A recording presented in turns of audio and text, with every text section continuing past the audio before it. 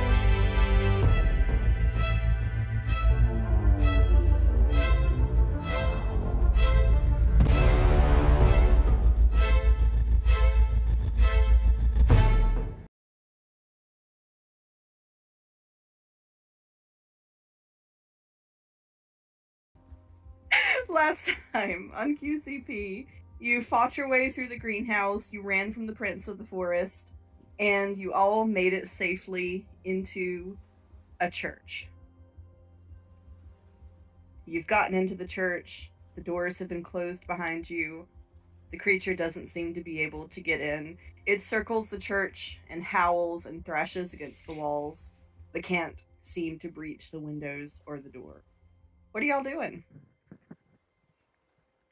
Taking a breath for a moment, damn. Making sure that door is shut. We long rested, right? Not No. yet. No. Just into the building. Not No. yet. Oh, I did it Remember, wrong. because we were all like down to the wire and running from this thing. Well, I already took my long rest, so don't do anything exciting. I will, Ray will run up to the door and, like, take his, he was the last one in anyways. He'll Mhm. take his great axe and shove it into the, like, the handles of the door or whatever. Are there, like, doorknobs or, like, It's a set of two where you can put the beam down if you really need to. Oh, I'll put the beam down and I'll, like, stand in front of the door just in case. Put the beam down, put the beam down. Yeah. Around the church. What is it? You said it's circling around the church. Yes. I think that Tethys is just kind of trying. She's not going to go up to the window, but she's like actively looking out the window to see if she can see where it's going, what it's doing. So the windows are currently shuttered. Oh, then she's not. Then she's Unless just you- open. Unless No. you want to open one. Nah, we No. Nah. I do stupid things, but that ain't one of them.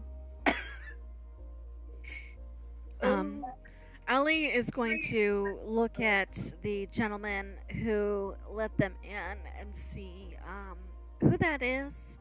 And then she's going to look around the group and make sure nobody's hurt too badly.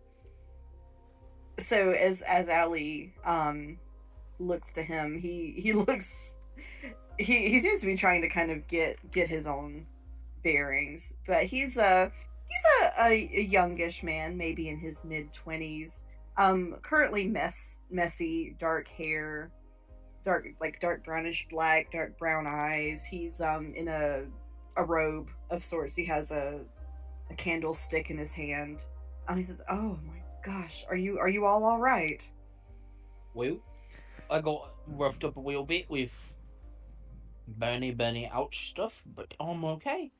And so he motions Ray for you to. Well, since you seem to be guarding the door, he will actually go to you, and he he puts the candle on a little side table. And he goes, "All right, well, I think I can fix a little bit of that." And so he is going to cast Cure Wounds on you.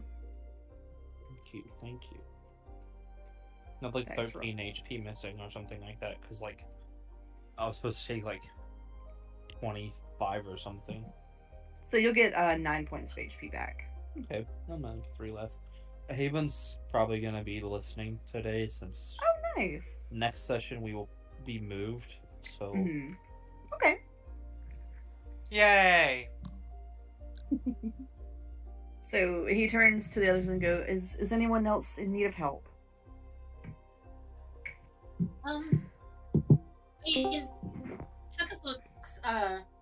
Tethys looks rough, but she's just kind of sitting and chilling at the moment. Probably on a pew, just kind of taking a moment. So he will go over to her. He will say, "May I?" And kind of hold she'll out his just nod. hand. She'll So nod. he'll do the same for you. You'll get also 9 points of healing. Much appreciated, dear. Of course, of course.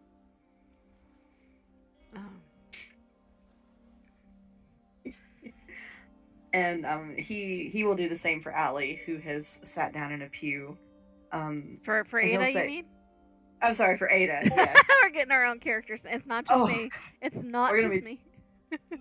We're gonna be doing that a lot. And he'll- Marcella. Oh, sorry. Oh, Oh no, go no, ahead. no. You go first. So he's the other day. He'll say, Miss Chevalier, what on earth? Your family has been exceptionally worried about you. I would say go see them tonight, but and she says, no, it's good. I'll see them in the morning. And she kind of like crosses her arms and like stretches her back out a little bit. And she kind of like reaches down in her skirt, and then she keeps reaching, and she goes, Whoa. "Oh." And she kind of like her whole body just kind of sags, and she looks so sad. And What are she's you doing over there? "My peppermints. Get There's a out of hole your in my skirt." pocket." Well, she's reaching in like a pocket, and she says, "My peppermints fell out." And she's just Oh. that's like the final straw for her night. And she just kind of sighs and like tucks herself in the corner of the pew, and looks like she immediately goes to sleep, sitting up. Marcellus, what are you up to? So Marcellus would be like, I don't know about you, but if that thing's gonna stay out there, I'm going to get some shut-eye. And he promptly takes off his coat and starts hanging it over to cover up any religious effigies that are plastered about. Ollie is Oh. giving you the biggest glare as she sees you do this. Someone really should call an interior decorator. This place is a bit, drab. She's gonna walk by and just kick him. Ow! Brother Henry's going to go, oh, that's not a coat rack. I'm sure it must look like it in the dark, and he will take Marcellus's coat and hang it on. Trying to, Bitch, I'm gonna ignore that you said that. and he'll hang it on the back of a pew. And I'm like, at the You, soon as it's Allie's gonna in your head, re-exposed, you see Marcellus. him In your head, cut you it hear Allie's voice as she like covertly points a finger at you. And in your head, you get the whisper, "Do not make things worse here. Do not insult the man who just saved us." All he did was open the blasted door. He didn't save us. Running our asses off is what saved us. The fact that he has a door in general, darling, means that he saved us. You wouldn't have heard it because it was all in their heads. Oh, God, I want to say that. I'm sorry. Ray's just He, gonna sit up against the door. he would telepathically message back and be like, well, while you get your kubayayas out, I'm going to take a nap. I've got a question, mister. What's your name? I've got to know what your name is. I'm Brother Henry Tavers. It's very nice to see all of you in one piece. apologize for the state of things. And so the inside of the church is very clean. It's got pews, and at the front, there's a very large effigy of Honora. But it's very much a bare bone sort of church. This is by far not a church that sees a lot of money This on a is month-to-month more kind of basis. church. Is it now? Well, yeah, I mean, I'm from the mountains. We don't really have any kind of religious buildings. We're just worshipped in nature. That's I've heard there's some beautiful druid groves up that way. Yeah, there is. I mean, I wasn't a druid, but I knew some folks that might have been good at the plants and such. I just, us Goliath's got a special connection with our ancestors. Marcellus yawns and pulls his coat down off the pew and pulls it over his head. He's like, well, this'll take a while. Allie's gonna go find a spot to sit, and she, while Marcellus is sleeping and Ray is talking to Brother Henry, she's gonna reach in for her little necklace and pull out her own holy symbol and just look it over and make sure everything's okay with it for a moment. Yep, everything is normal about it. Allie, you do see Brother Henry kind of catch sight of it, but he doesn't make any sort of remark about it. He seems to be very, very into his conversation with Ray. And by conversation, I mean after a certain point, it's just him talking to Ray about... At some point... At some point, Ray would like to offer his hand out to shake.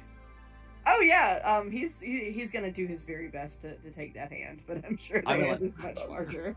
Ray's enlarged reduce doesn't wear off yet because he still has another 9 minutes, so he's taller than him even while sitting. Yeah, so he's gonna shake like one or two of Ray's fingers.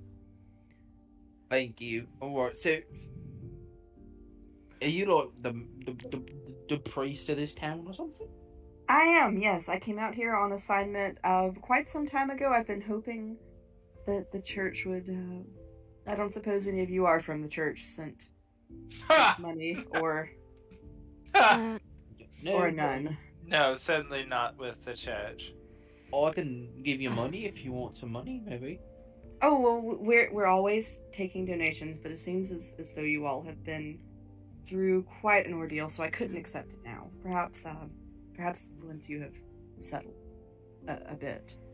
Oh, and I grew up at the shrine in Havengard, darling. I don't think it's quite what you were hoping for. The shrine in where? And he, Ray, you were released from the gaze of Brother Henry, but Allie, guess what? Now it's your turn.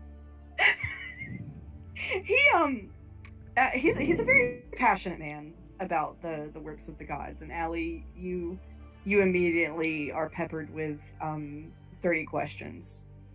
What shrine did she say she's from? The Shrine of Havengard. Okay. It's a different deity, right, DM? Yeah, so the shrine is not for Honora. This would be the Shrine of Canuck. Yes, I think Allie. I think Allie was hoping that Brother Henry would know that and just leave well enough alone. Oh no! Now you get to tell him everything you know about that shrine. Nope. Hey! I unplugged my microphone. Set my headphones. Can I, not that I think he's up to anything shady, but could I do an insight check to try to see what he was most interested in? Sure. Okay. Plus... that's a 12. I'm not very, I'm tired. Yeah, and he's also a bit tired, so he's trying to keep up and have that conversation, but you can tell he's getting a little loopy himself, but he's really trying to stay up and keep you all company. After a minute, he goes, "Oh, and please don't mind old Jerry. He's quite harmless." And Marcellus, where you were lying on the bench, you hear a creak, and when you look up, there is an aged, rather rough-looking man that has leaned over the pew, kind of like like kids at restaurants when they lean over the booth to see what you're up to and see if you got any games on your phone. Marcellus would pull his coat down over his eyes at the sound of the creak, so you could just see like one eye peek out from behind his coat, and he would like startle when he sees the old man leaning over and be like, Aldrich, yeah, Soon I heard the thing out and yeah. He kind of like grins at you, and he's missing several teeth. Yep, that's the doer. You know, Well, I think I know just the person that would be good for this conversation. His name's Ray. He's standing right over there. Hello, I'm over here. You can talk to me, please. Aldrich goes, he kind of like raises a wine bottle and like totters over, and Ray, he is definitely talking to you, but it's word salad. And you hear Marcellus mumble something about feeling like it might have been better to stay out there with the giant forest monster. Or you like drink, please. You will drink, like burn drink. And the guy he'll hand the bottle to Ray. Oh, and burn drink. And Ray will pour it into his cup. Oh, burn drink. Oh. It's just water. Well, this is some good burn drink. But And all inside, Jerry. Ray's a little upset that he put alcohol, like water, into his tankard of like alcohol that makes it not alcohol, really. Well, you are mighty fine fellow. Gives you a great big toothy grin, and then heads off to go resume his spot sleeping on a pew.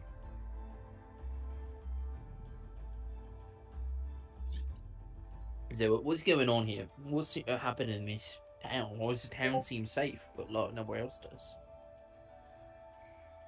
Is the town always safe? Or is it only sometimes safe? Or is it only Anyway. safe indoors?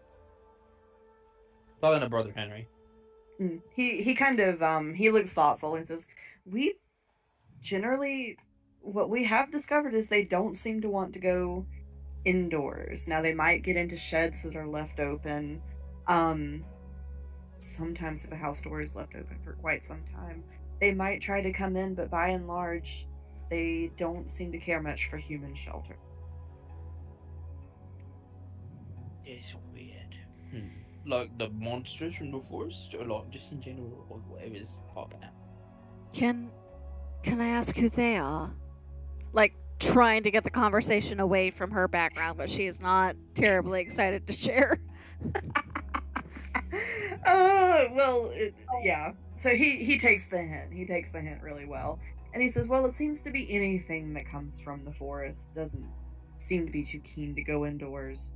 Although there was an issue with a simulacrum that did seem to be inside. We have had a couple of those instances, although mercifully quite rare. During the day, the town is absolutely safe. We have a fantastic guard.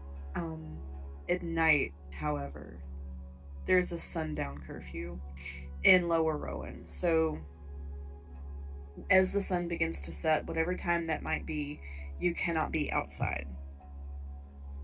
You won't be thrown in jail, but no guard will come to your aid if you should encounter trouble after dark.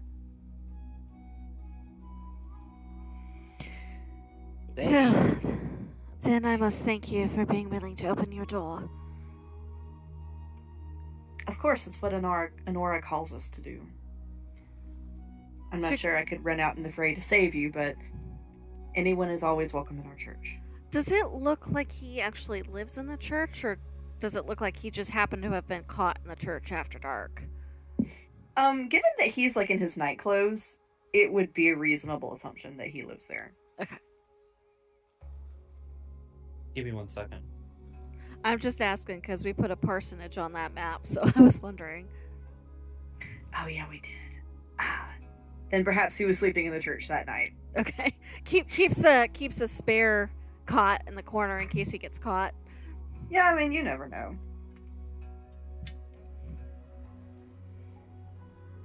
Give me just a second. Okay.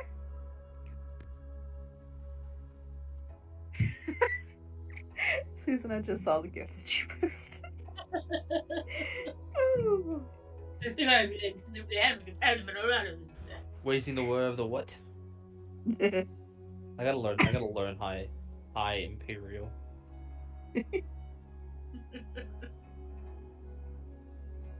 Yeah, I like this Honora fella. Whoever it might be. Definitely do not know who it is. Ray, you know who Honora was. I know. Oh, is he just making out as though he doesn't? Yep. Oh, okay. Well, guess what? You've activated Brother Henry's trap card. You are now once again trapped in conversation as Brother Henry tells you about the wonders of Honora. So he talks to you about her various forms. He talks to you about the order and civility she brings into the world as, goddess of justice, goddess of nature. You're going to be in this conversation. Allie is going to take the chance to slip away and sit not exactly right next to Ada, but on like the other end of that bench and just kind of let herself rest. Ada has kind of in her sleep, she's kind of fallen back over the back of the pew, so her head is parallel with the floor. And Allie here. Is it possible for me to very gently move her so she's laying without being in danger of toppling anywhere? Allie, as soon as she goes, ah! What? Sorry, I just thought you might be more comfortable without the crick in your neck. Oh. And she kind of leans back into the corner of the pew and she's gone again. Allie will settle in on the other corner. She's starting to drool already. During the conversation with Brother Henry, Ray wants to see if, because he's always been curious about why why his tribe is able to directly access his ancestors so clearly when most people can't. So he's gonna see if maybe he can steer the conversation in that direction, just showing genuine curiosity at Honora, seeing if she has any kind of influence over that. So yes, Brother Henry, when you talk about the bringing of ancestors, so he switches his he talks to you about Honora of Solace. So typically seen as overseeing childbirth and medicine, but the idea that she also, Honora of Solace, walks in that liminal space, and at least in his belief system, that it is she that brings forward the spirits of ancestors when they need to be called upon. Of course, he goes into a great deal more theological detail. Oh, yes, so you're saying, she pulls on the strings and, yeah, I'll get you. Ah, that's wonderful. I don't get many opportunities to talk to someone from the Highlands. And he immediately begins asking you about, pumping you for information about how your tribe, speaks with ancestors and things of that nature. Well, we just kind of, once we get turned about 18 years old, we get a spirit from our past, some ancient spirit that feels drawn to us, but close in proximity in time. So usually no more than 100, 150 years, and then we get close to them. Ah, yes. They can sometimes help us in if we're punching, or maybe if if they were especially skilled at a trade, they might be able to give us that trade ability. Fascinating. To build on ours. It's pretty cool. Mine, the one that I'm from, the spirit that I currently hold. Yes. He is quite good at slash. Very perceptive about the world. So he helps me when I'm fighting and protecting people. I'm not a violent person unless you're hurting someone that is innocent. Then I'm real violent. I will Gordon. I'm sure anyone can attest to that. I slash. He is very invested in this conversation and not vigorously nodding along. Actually, Brother Henry, can I speak with you for a moment, like in private, maybe? I was weighing on me for a while, and I yes, of course we can. How are you still huge, or have you shrunk down by now? I think by this point, all the talking stuff, he's probably shrunk down at least to his normal size. Okay, so Brother Henry's yes, of course we can go into the confessional. Right this way. And you promise that no one will find out about what I'm going to talk to you about, right? Yes, of course. Of course, the confessional is. Yours like perks up a little bit. Let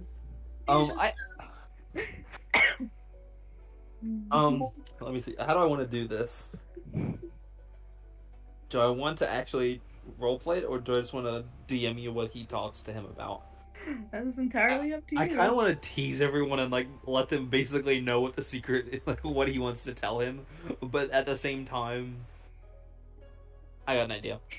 Okay. So Ray's gonna try to get into the confessional booth. It's a tight fit. Yeah.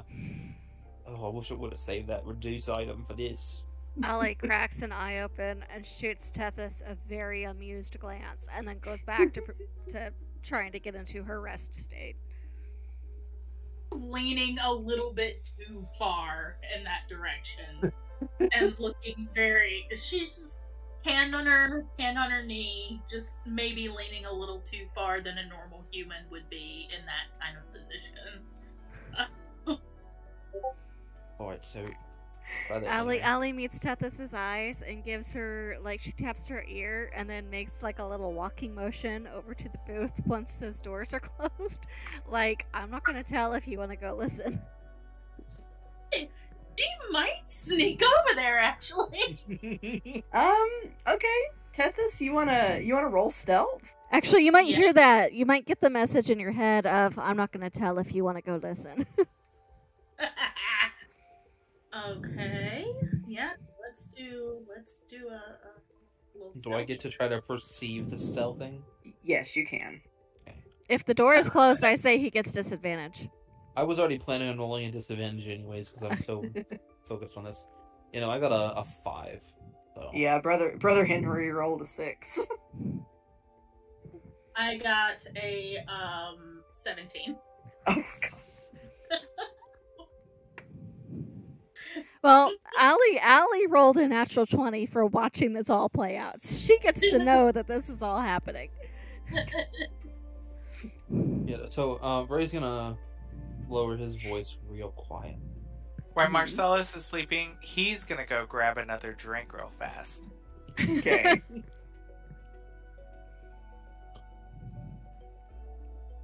Yeah, so Ray's gonna kind of get close to the, like, real quiet, like he's gonna go, alright, so I've got 2 things I'm gonna tell you, alright? Alright. Number 1.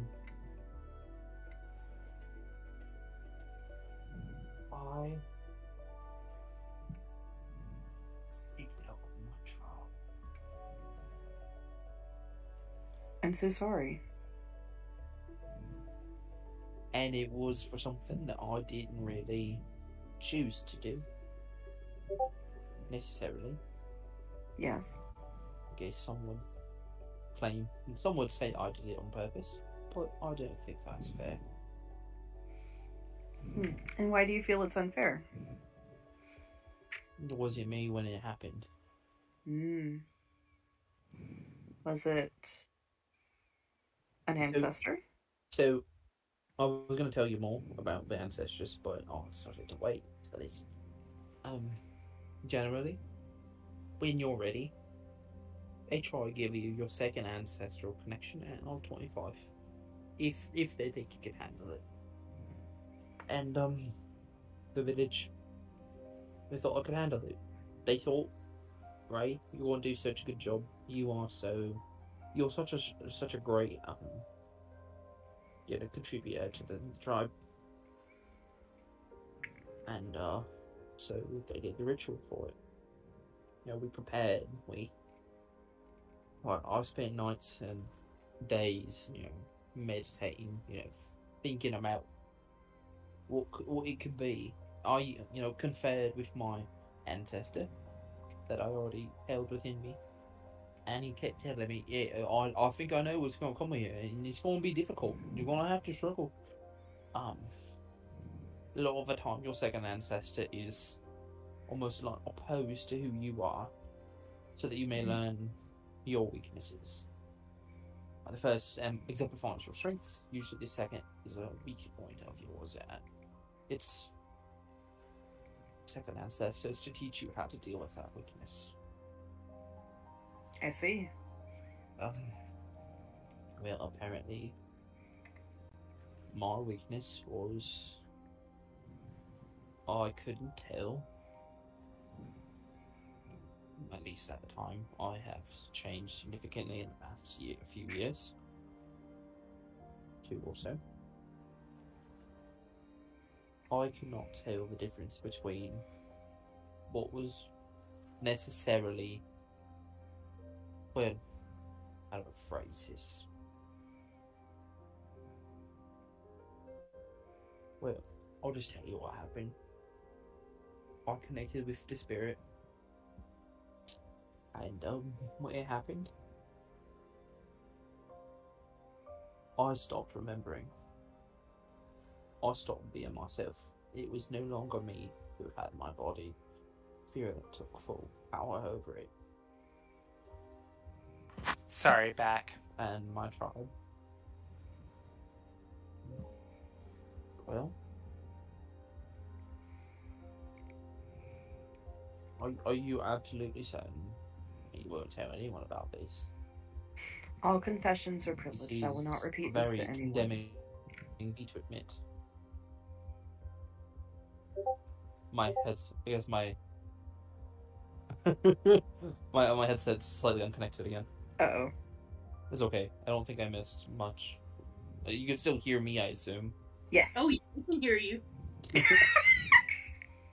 you see, you promise on Honora herself you will not tell someone, because this is something that I severely regret and I have beat myself up for ever since. I have done everything I can to repair what I did. I will never repeat what is said in confession.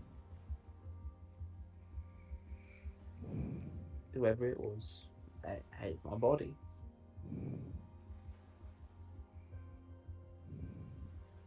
So, I don't know if I can. If it is difficult to say, you can always write. And you do see there are pen and paper there. You could always write it down and pass it through the slot if you find it too difficult to say. Yeah, so Spirit took me over, and I only found out what happened after I came to and realized I had failed my trial. He's gonna write on the paper what happened and give it to Brother Henry. Damn it!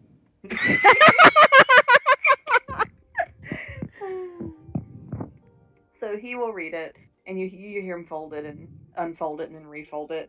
And he will say, "This must weigh greatly on." Can't cleanse myself of what happened.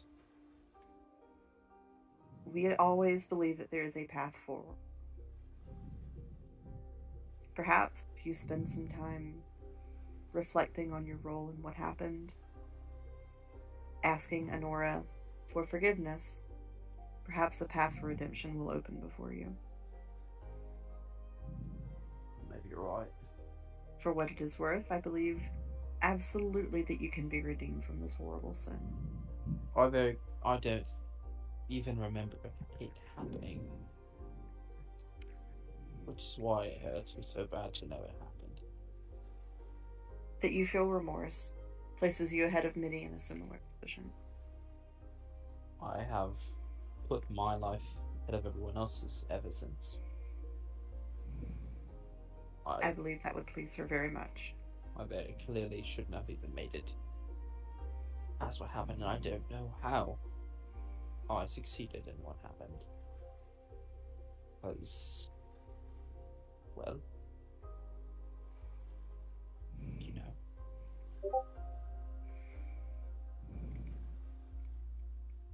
it was something that could have been my downfall. And in a way it was. I don't really have anyone anymore. I lost my one friend I had already. And I hope I can see him again.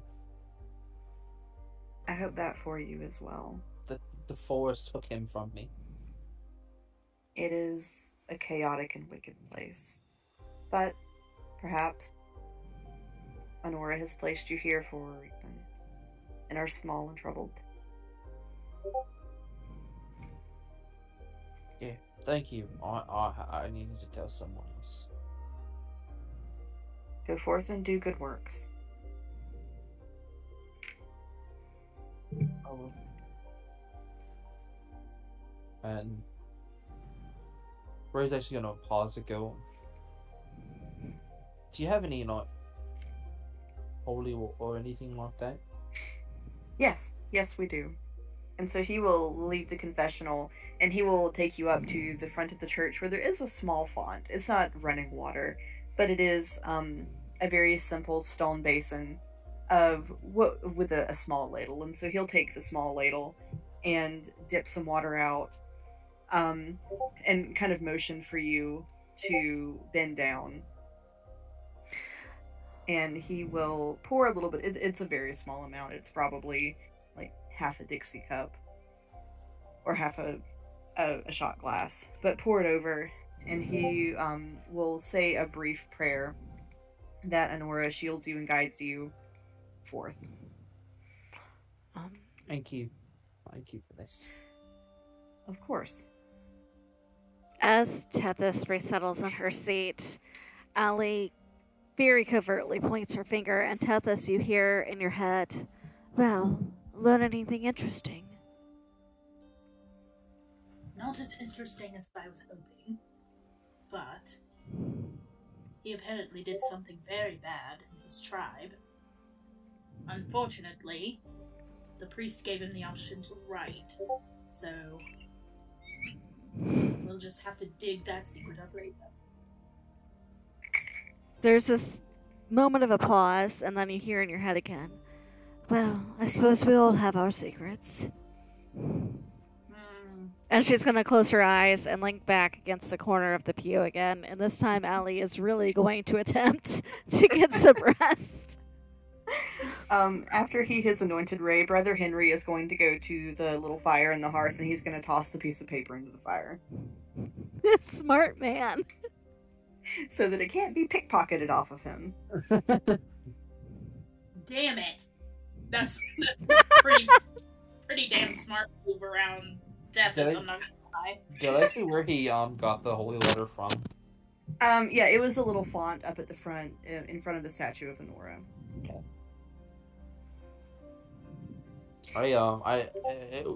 When we take our break at some point, I need to talk to you about something privately. I had an idea. Okay.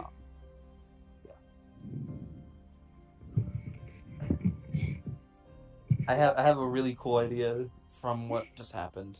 Ooh, okay. But I'm gonna wait. Look at him plotting with the DM against us. They grow up so fast. I love it. It's the height of DM hood to have your players plotting against each other with you. All right. I love it. Interesting. I really kind of already like this little something that Tethys and Allie have going on. What is really happening right now? Give me 1 second. This little know something just as much as anybody else, alright. A little payback for feeding meat to the critter without telling anybody. Just to make it clear, like, the second she realized that she was not gonna hear the big secret, she made her way back. Like, it was like, what? And then just kind of started wandering back.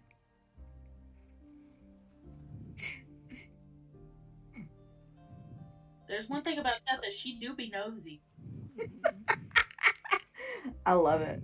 I love it so much. Her creator is, and her creator is Ellen. So A connoisseur of the tea, if you will. I enjoy all drama that is not mine. Same. Literally. Artemis, excuse you. What are you doing? I don't know. He's just a baby. Oh. He never climbs up on my chair like that. What has gotten in? Do you have litter on your toe right now? What is happening? Show me that toe. What? Show me that Litter. Literally. So, I Ugh, think in the morning, well, what it would be 4 hours later, morning for Allie, she, while everybody is sleeping, will get her cards out and, like, very carefully, like, she's got her holy symbol out, she's focusing in, she's much more meditative and precise about it this time than she was in the sunken house, because what happened in the sunken house scared the bejesus out of her. As she does her 3-card spread for the day. All right. And so, I have nothing to feed you for that one. So, so just a standard 3-card spread then, and but I don't know if anybody would wake up in the middle of their night to see her do it. But Probably not. I imagine everybody's sleeping. so she's gonna be wide awake and just kind of look like she's deep in thought when everybody else wakes up.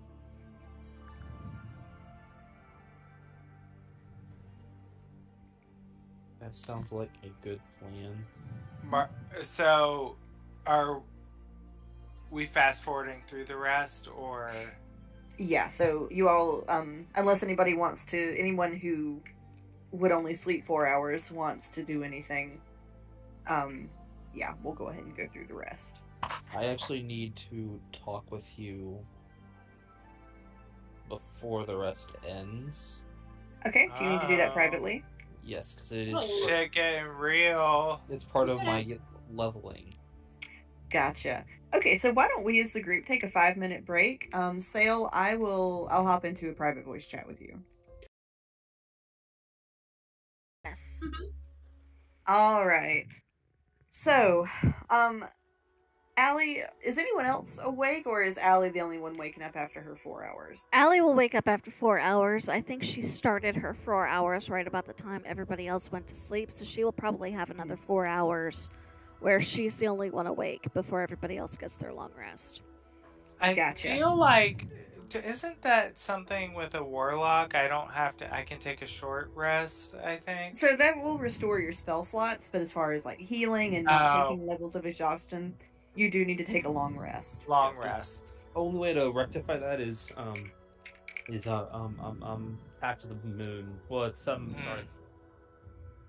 There's It's another a vari- mutation.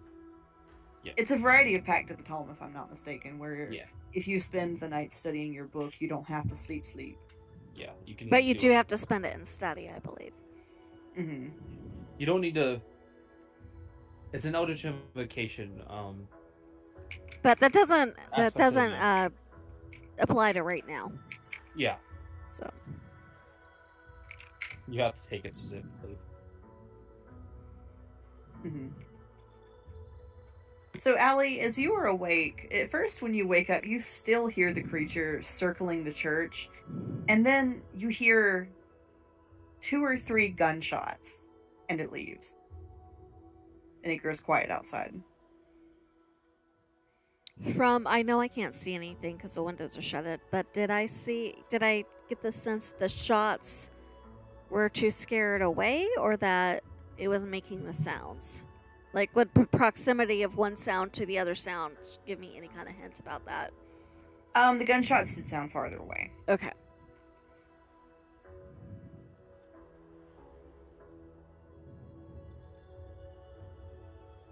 So, do you want to tell us about the content of your reading? Oh, I didn't even roll for that. Give me a second. I can do that.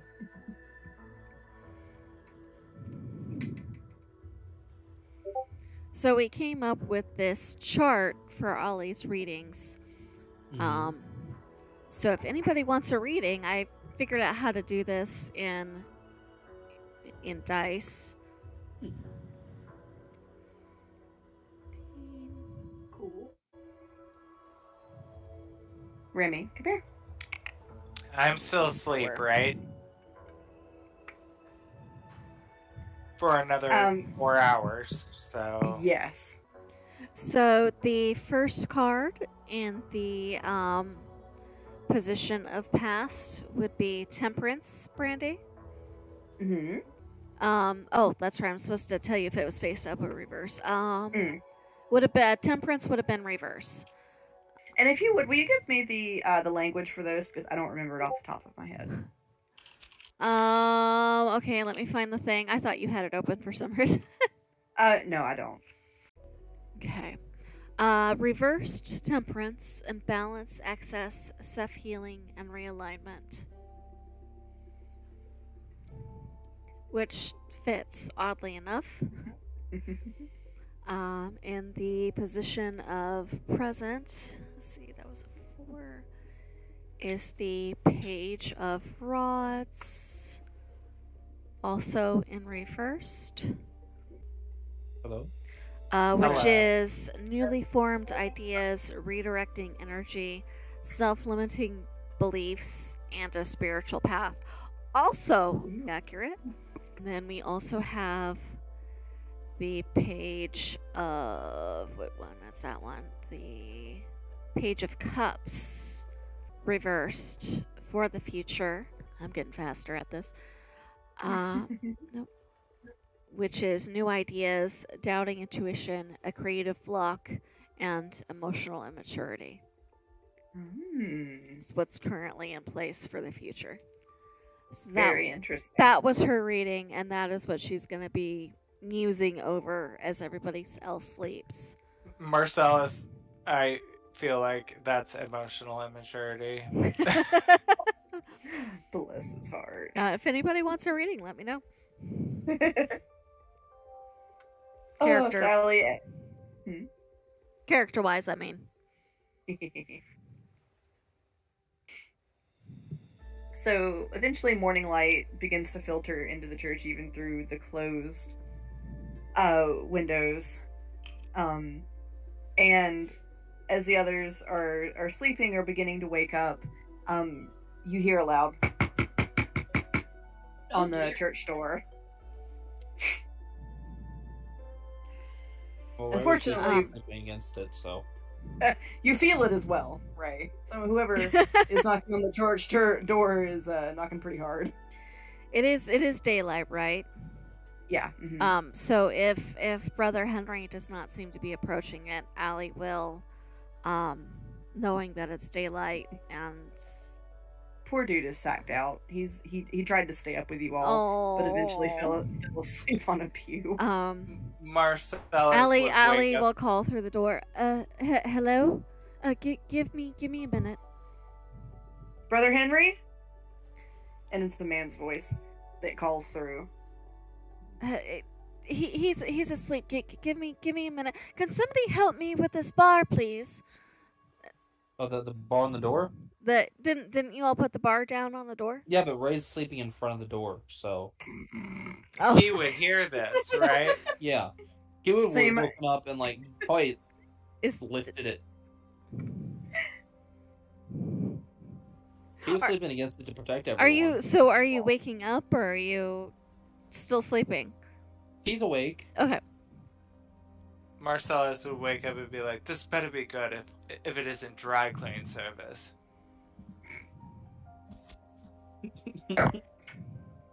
Tempest looks up just generally annoyed at Marcellus's comment.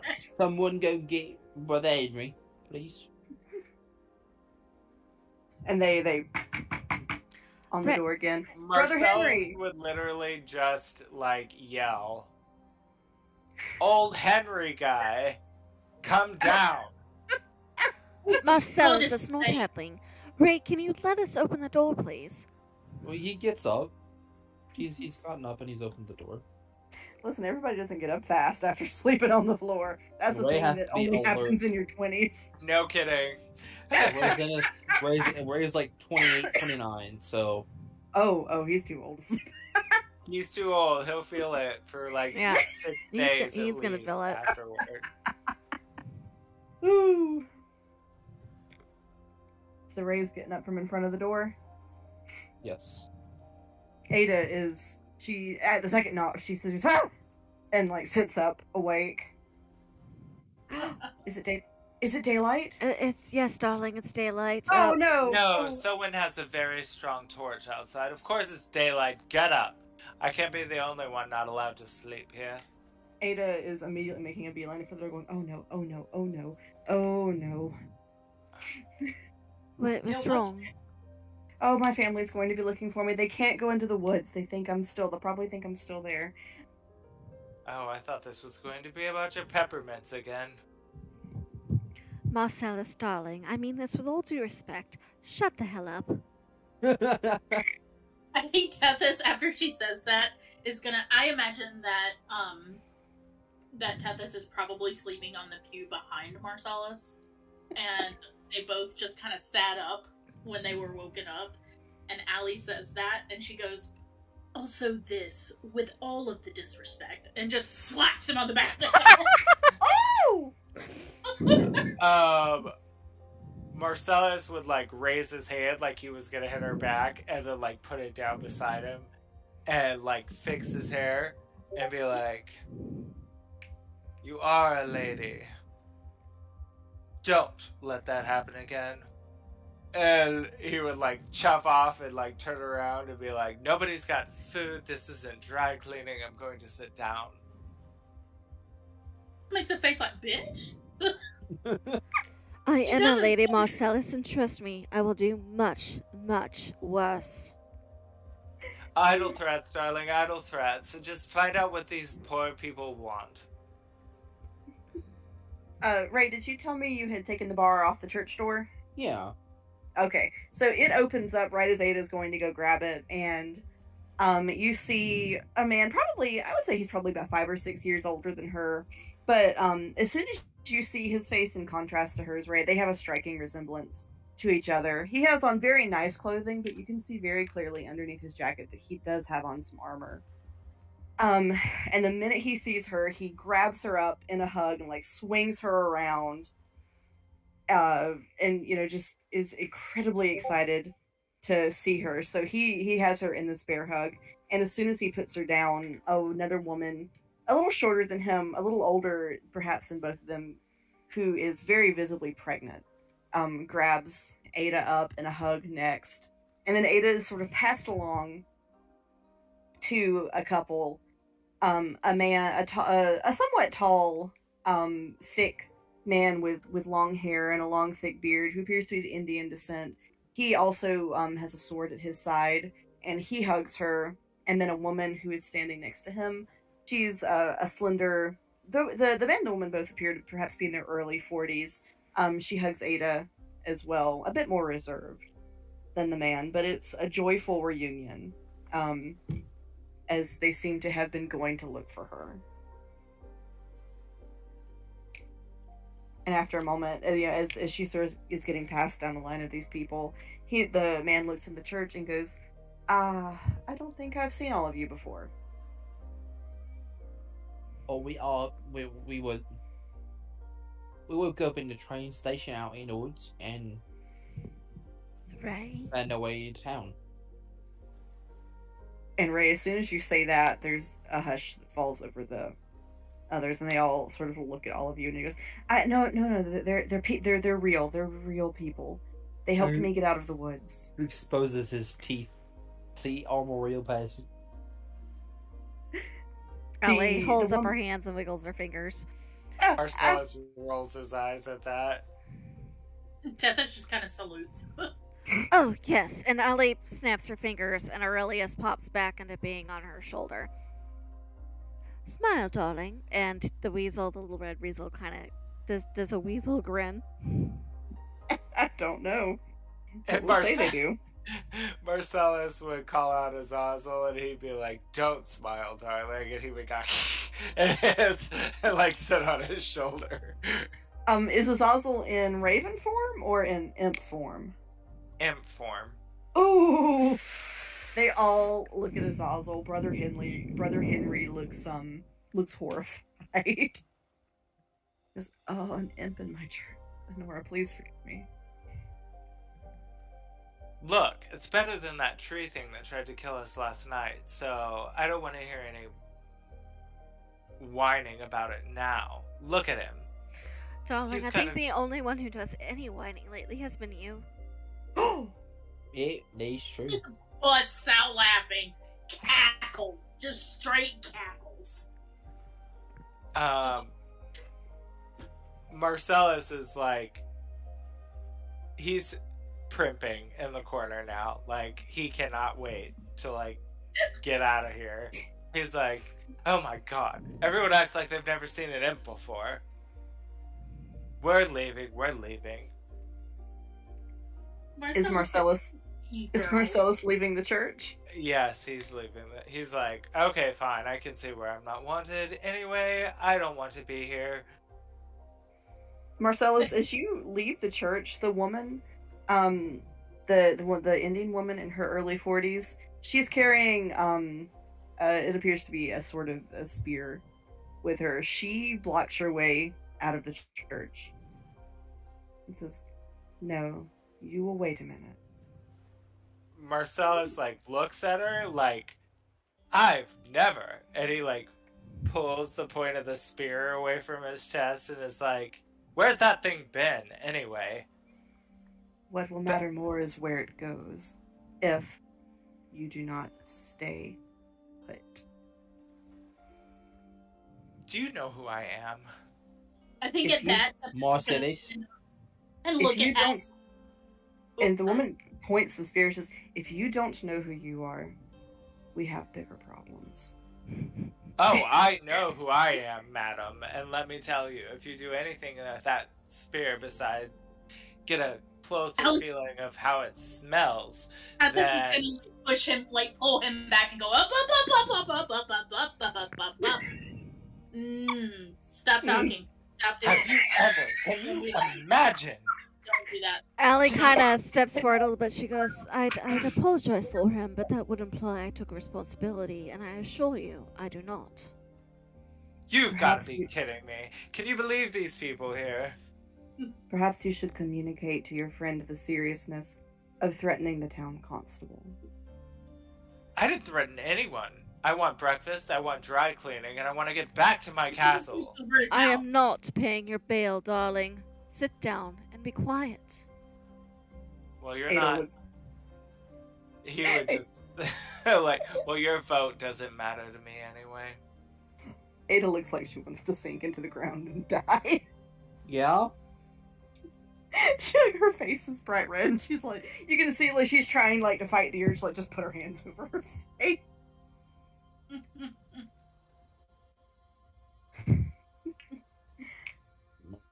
Marcellus, please, don't make this fine constable angry. Constable, I'm sorry, but my name is right.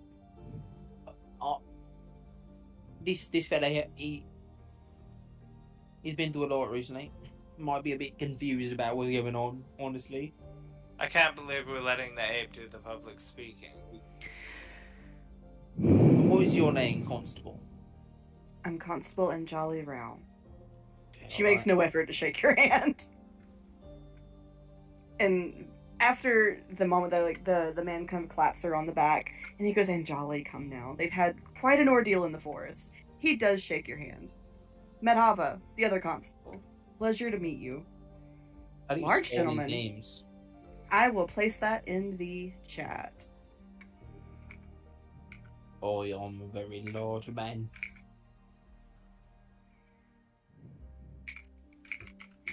Alright, I will also have some pictures for you in just a second. But Yeah, the- I was trying to type that in my notes, and I was like, I'm not keeping up with this. These are going to be very fragmented notes. He does seem he's got the look of someone who's put on some paunch, but that paunch has been put on very much over a lot of muscle. So he's somewhat tall, not nearly as tall as Ray, obviously, but he's deceptively muscled. And Anjali appears to be much slimmer, but Ray, what you can see a little bit of her arm showing underneath part of her sari, she is not lacking muscle either. It's just a bit slimmer than his. I can quite appreciate the fact you both of you got big muscles. I'm sure you do a fine job in this town. We try, and he claps Ray on the back as well. He looks over at Wilhelm. Ollie looks like she's suffering from secondhand embarrassment. Ada does too. Pretty similar. Yeah. Oh, really? Okay. Everyone's embarrassed. Ada says, Constable's route, perhaps we could, my family could take them to my grandmother, and you could see that they're perfectly they're nice a people. eclectic group of individuals.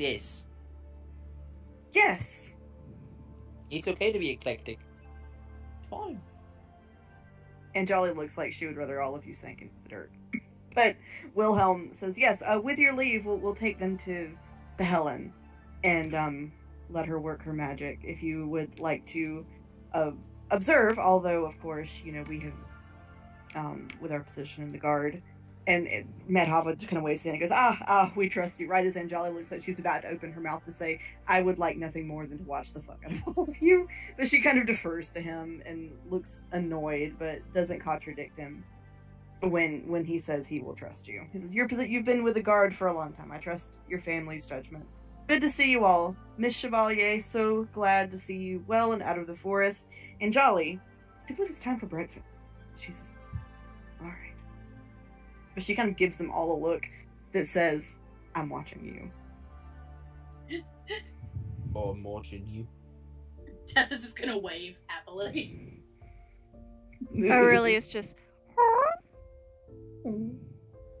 chirps. Whatever sound weasels make. It's kind of a chirp. I can't mimic it. Wilhelm turns back to them and says, I would like to formally invite you all to our family's estate. In light of what has happened, we owe you a great debt. Oh. And Marcellus would go, estate, now you're talking. Oh, Now really? you're speaking my language. And he stands up and dusts himself off. When do we leave? We can leave right now. And the woman who is with them, who has heretofore been rather quiet, she kind of peers at you and goes, Marcellus. Oh. And at that, hold on. Now I gotta go to my notes. You better believe Tethys' ears. I want to insight check this reaction. Was this a good reaction or was this a bad reaction? She's gonna help. Tethys is gonna help. Who are you insight checking, Marcellus or the woman? The woman This who is is not- reacting to Marcellus. I want to know what her reaction. is Like, is she not happy my to see him? Is she notes. pissed off to see him? Is she was? So Marcellus is gonna have to do a check because he meets a lot of people and he doesn't remember her. Wait, let me look at her first name again. Do I know her? I don't think I know her. I'm gonna roll a what? Let's do a history check. That is a 19 for Ollie's insight check, unless you're allowing 17. Tethys to help. Tethys can help if she would like to. All right. So, what is Tethys's insight modifier that we can add to that? +3. Okay.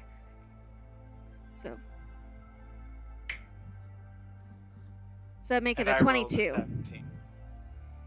All right, so for the 22, she thinks that's him, but she's kind of curious as to if that's him and why he's here.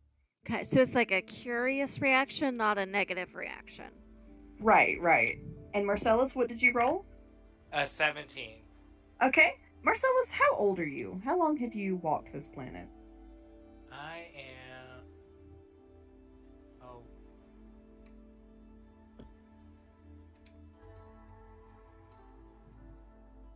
description. There I am. I'm 250 years old. So, It's been a ish. minute. It's Okay. been a minute. I'm So, not old, but I'm not young. So Marcellus, with a 17, her face does look remarkably familiar. You think you saw her when she was... The last time you think you probably saw her was when she was 13 or 14. But you recognize the face. This is one of Vivian's daughters. Ah.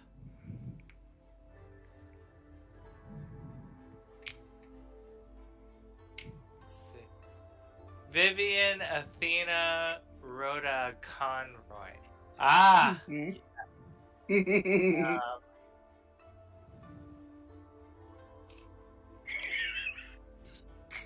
And he met her when she was 7 or 8. Is that right?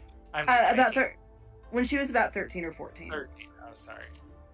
So probably right as she was kind of doing her debut, but you probably didn't see her very much after that.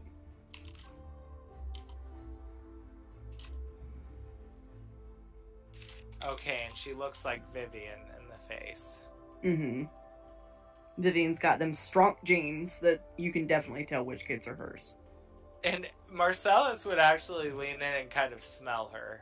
Like, he would know his, like, social adversaries smell pretty well. Wilhelm goes, "Excuse me, sir?" You. I know you. I know you from somewhere. Or... And he would look... How old were you when I last saw you? You must have been, what, a teenager? I think it was at my debut, as a matter of fact. And he was like, your mother, Vivian, right? That's right. And Will, she just kind of pats Will on the arm because he's trying to find out why someone is sniffing his wife. And where is Vivian? Certainly she'll understand the squalor of my current outcome. I'm sure at this time of year, mother's in Foxford. Okay, well, we're going to her estate anyway, right? So at least it's better than this. Grace kind of... Allie makes this deep, annoyed sound at the back of her throat. Grace says, "Well, I'm not going anywhere, but, I suppose if you want to visit my mother." Well, no, I don't love your mother any more than I do, but it's better than sleeping on a pew. Wilhelm kind of coughs and says, "Well, we're all going to go to our estate first, and we'll make further arrangements there." That seems like a mighty good plan. Vivian. So tell me, does her family own this area? Control this area? No. And at this, Grace kind of chuckles a little bit. "I'm afraid you're going to find here, Marcellus, my name and yours don't carry much weight." This is gonna raise an eyebrow and kind of look over at Allie a little bit. Well, great. Now I can't wait to see this estate. Allie because my back gives hurts. Tethys a very amused look back. This That's would fine. be after she just happened to, like, essentially materialize next to Allie when she Big was... Well, the longer I'm here, the more votes Vivian gets, and I can imagine none of you want that. Grace just... I don't know if it's. I don't know if it depends on if it's somebody who can stand up to you. I might vote for them. I second that. Well, Oh, how quickly we all forget. Fine, fine. I would have to, see their political beliefs and understand their differences. Not like I haven't spent the last 3 nights with you people, but that's fine. No, that's fine. Let's give the votes to these randos that have an estate. You spent the last 3 nights enriching them with your presence. Has it been 3 Marcellus. nights? I thought it's only been 2. Yeah, 2. 2. I can't count. 2 nights. Great. Grace kind of puts her hands at the small of her back and groans. Yes, my back hurts a lot. I would like to leave. And she just starts waddling off. Marcellus happily obliges. She's like, yeah, let's get out of here. So as you all leave the church, you pass a small, nice, but very modest house. And as you eventually see a house appear on the not terribly far from the church, but it does take a second of walking.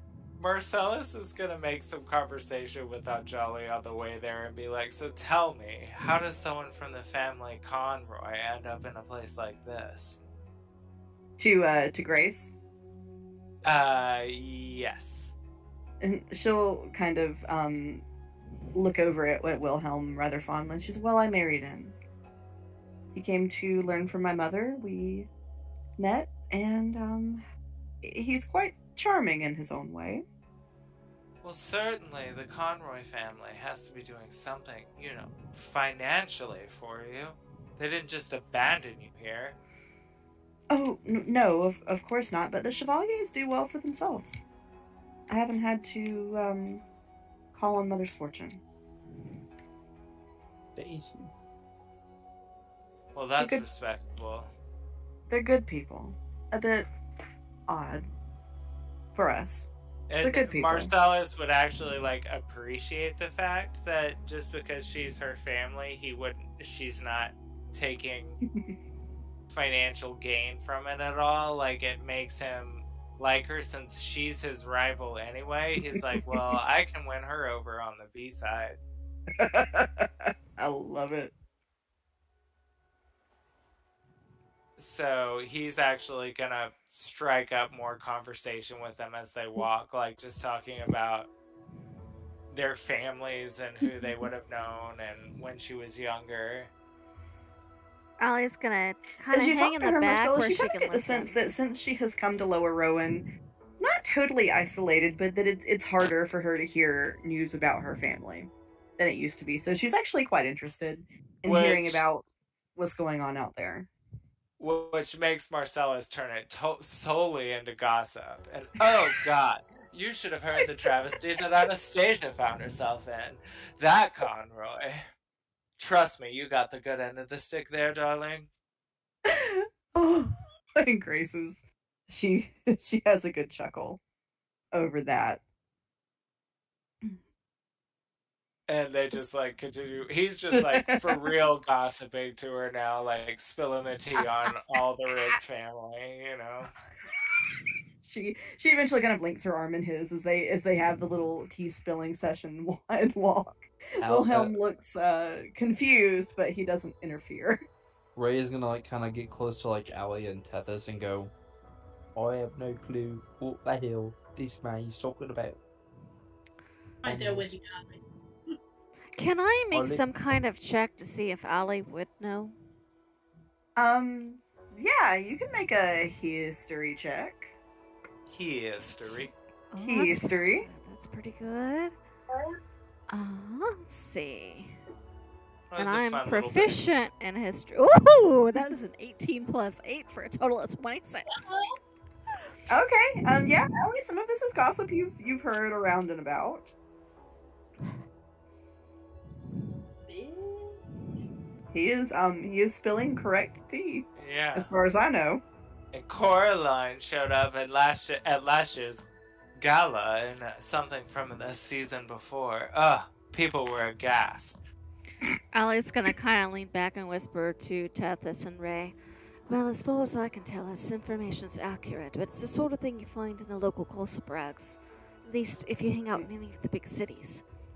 Well, I've not hung out in a big cities, so I don't know about that stuff. And don't worry about it, it's nothing much important. Alright. Seems awfully important to him. And then she just kind of chuckles a little bit. Well, he is being pleasant for the moment, so I'm not going to interrupt. Fair enough. Well, he's politicking. Try and get votes. I need this gif in my life for forever. It's all of literally, this is Marcellus right now. Telling her everything. I'm still listening, but I've got to step away for just 1 second. the tea. Okay. So you all eventually reach the Chevalier estate. It's a nice house. Now, it's not ostentatious. It's very clear that while these people do have money, they don't seem to be investing it in making a big, flashy house. It is large. It is well made. But there's definitely a serviceability about it. They don't want great fancy columns with flying buttresses or what have you. They want a good, serviceable, sturdy, defensible house. The lawn is well kept, but again, it's not ostentatious. It's just very simple, very serviceable. Wilhelm leads you around to a gate in the back here. So rather than going through the front door, oddly enough, he brings you around to a gate that you are fairly certain will lead you to the back of the house. And he says, I do apologize for not bringing you in the front. However, how to say this nicely? We could be bad people, so You've you just don't want met to take us to the us. front door. That, and also all of you are quite dirty, and I'm fairly certain our housekeeper would commit murder if you were to track Well, dirt. And on they her can make neighbor's us not road. dirty. Ali, make us not dirty, please. Allie inclines her head at the please, and a couple instances of prestidigitation has Ray all cleaned up, has herself all cleaned up, and then she turns to Tethys with a, may I? I think Susan has stepped away, Oh, but I'm okay. sure. Well, if Tethys agrees, Allie will do the same for her. She Excuse me. offers to Ada, like she's not doing any magic without that person's consent. Mhm. So she's turning to each person by turn and making sure they're okay with it, Mhm. Aw. and saves Marcellus for last. Lifts an eyebrow, like, well, Well, are you going to say please? I might go. Madam, please. All right. Cleans him up as well. That was amazing. It's not I mean, I can't do anything about the rips and tears at the moment without taking a little more time, but I hope this will make us at least a little bit more presentable. She looks at Wilhelm and Ada for approval. Marcellus would actually bow to her and be like, thank you for understanding my predicament.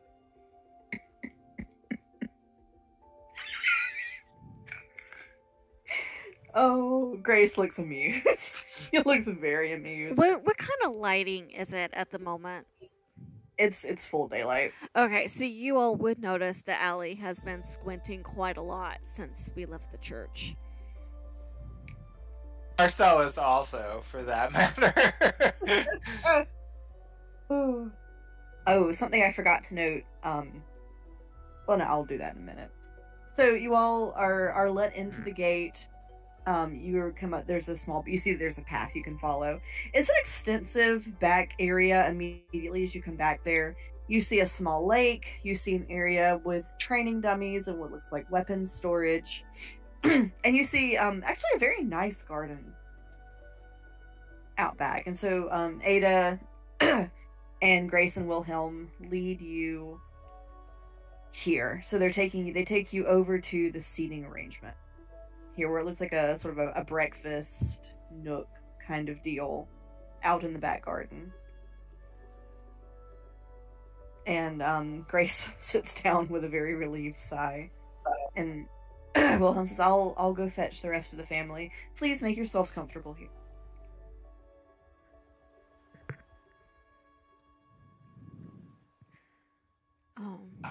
Can't we go inside? Isn't there like a shower or something?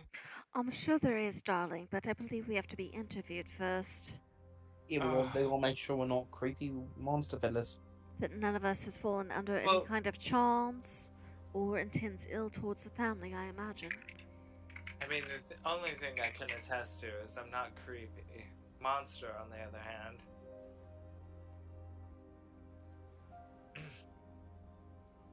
I have a question, a very minor question. Yes. Do you think I could have gotten my somewhat consumed javelin from that room. You can get the tip back. Yeah, I want the tip back. I only need the tip back. Just Okay, just the tip. Okay, give me half a second. I will be right back. This is Okay. like when I brought up butthole jewels I'm gonna at the lead tech meeting or happy hour. I was like, why did I do that? I'm gonna take my my bear cap off for a bit. Okay, Let my beautiful flowing mane free. gotta let it breathe.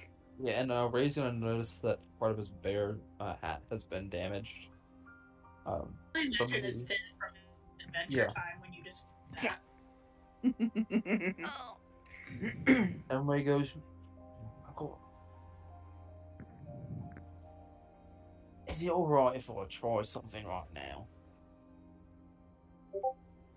What Ada are you kind going of- to try? Well, I haven't really. I talked with that priest last night, and did some thinking before I went to sleep. I got an idea for something, maybe. This is a good way to taste it, I think. It's like, why was I in such a hurry to talk to my ancestor, my new ancestor, when I could talk to my parent, want to get closer with him? So I'm gonna try.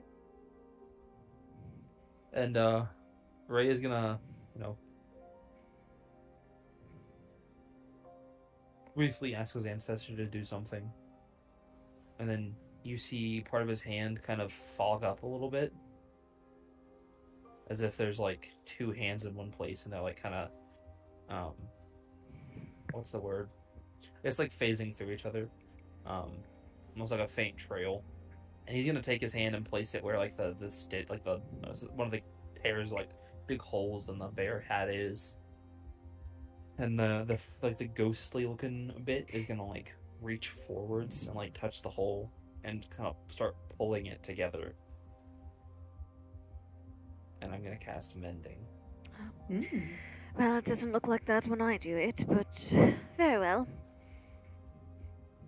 That's really cool. I never thought about doing that. That's a pretty cool thing I can do. Ray, as you finish mending your hat, you hear a little bit of rustling in the foliage behind you. Oh. And you kind of hear it. What? Like somebody's trying really hard not to laugh.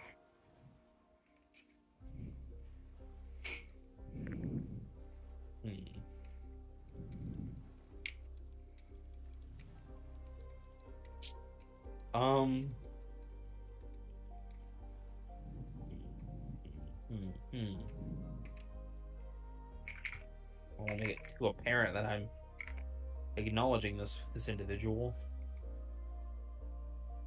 I'm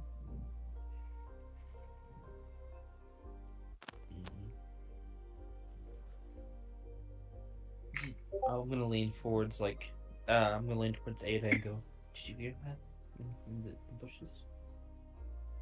Hear what? Oh, I guess you didn't hear it. Never mind. It was like laughter or something.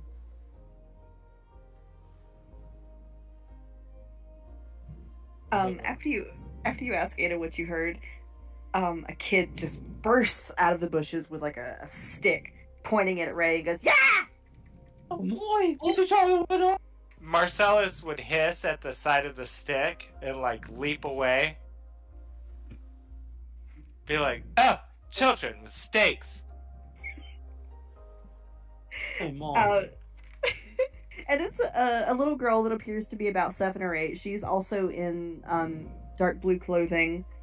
She's got a wild mess of curly blonde hair, blue eyes. There's a resemblance to perhaps a very young Ada. And as she holds the stick out, pointed at Ray, it's got a little bud on the end that blooms into a flower. And she says, "I'm Laura. I'm gonna be a monster hunter." Ah! And like pokes Ray with the stick.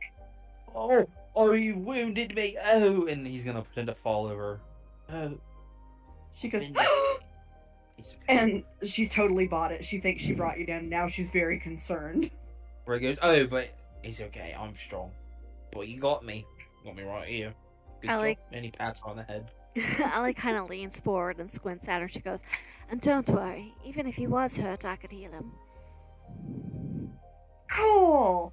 And like she grins at both of you, and she's absolutely missing 2 or 3 front teeth. Oh my god. If you're nice. Do you want to see a really big weapon? Yeah. Alright, I'll show you something really cool. Yeah. He's gonna pull this great axe out, and it's like almost the same length as almost her entire length, probably. This is my great axe. She immediately drops the stick and is like almost dancing on the spot. She goes, "Can I hold it?" I don't know, it might be heavy for you. You can touch it. You can touch it. Okay. She grabs it. She can't really take it from you, but she like just both hands and goes, "Oh, so cool!" Oh, it is very cool. Actually, if you like weapons, I got another set really cool. I got these like hooked on axes I can throw. Yeah. Those are pretty cool too. Maybe I can throw them.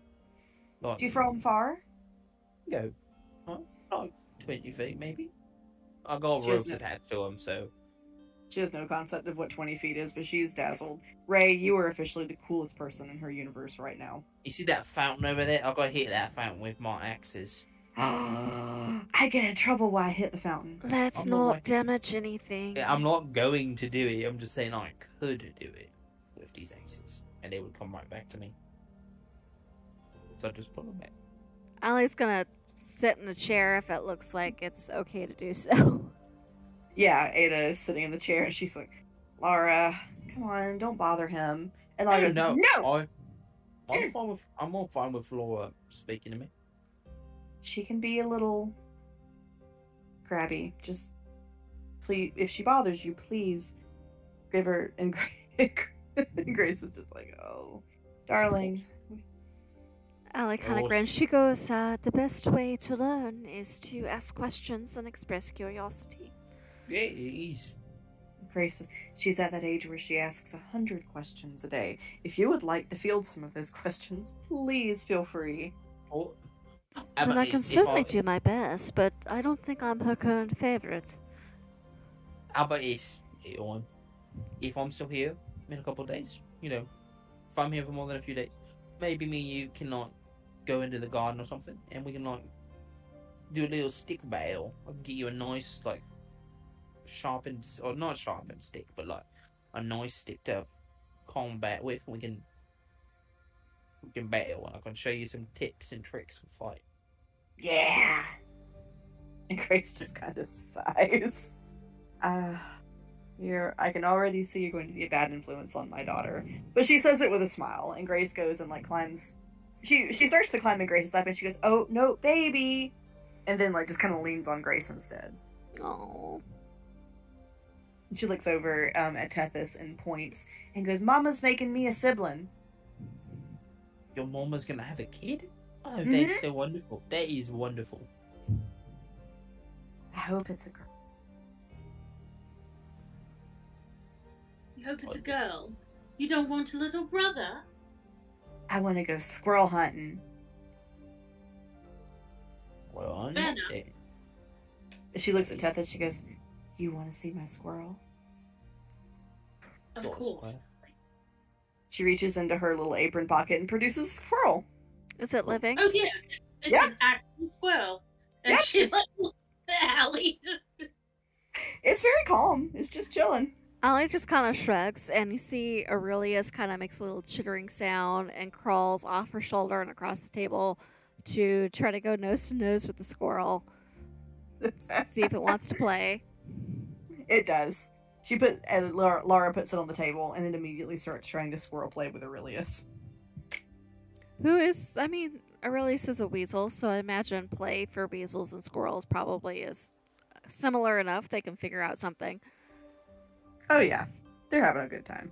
There's like this, like kitten derby, except it's weasel squirrel derby chase all over the picnic area. Azazel kind of whimpers, and I'm like, yes, fine, go play. Aw. He wanted to be included. And he hops out and like he doesn't really know how, so he like pulls his little top hat off and like bows to him and then hisses. Aurelius Like, hisses right back. Laura looks at Azazel and goes, no, we can't hiss. Can't do that. He's trying, but he's like kind of like he's rough. He's not like he's trying to be like them, but and like chase him around, but they're also like kind of scared of him. Like, No, okay. no. I imagine Aurelius is more baiting him. Okay, good. Okay. And so he'd be into it. He'd be like, yeah, I'm gonna chase him around. This is fun. I'm evil hell demon. I'm gonna It's that kill thing where furry somebody animals. taps you on one shoulder and they dart off the other direction. Yeah. Right. Laura is thoroughly delighted in the chaos that has begun. Wilhelm does eventually, as the familiars are playing and Laura is thoroughly enjoying it, he comes out. He's followed by an older man with a sort of scruffy, long beard, and a very elderly woman who is walking with the assistance of a cane.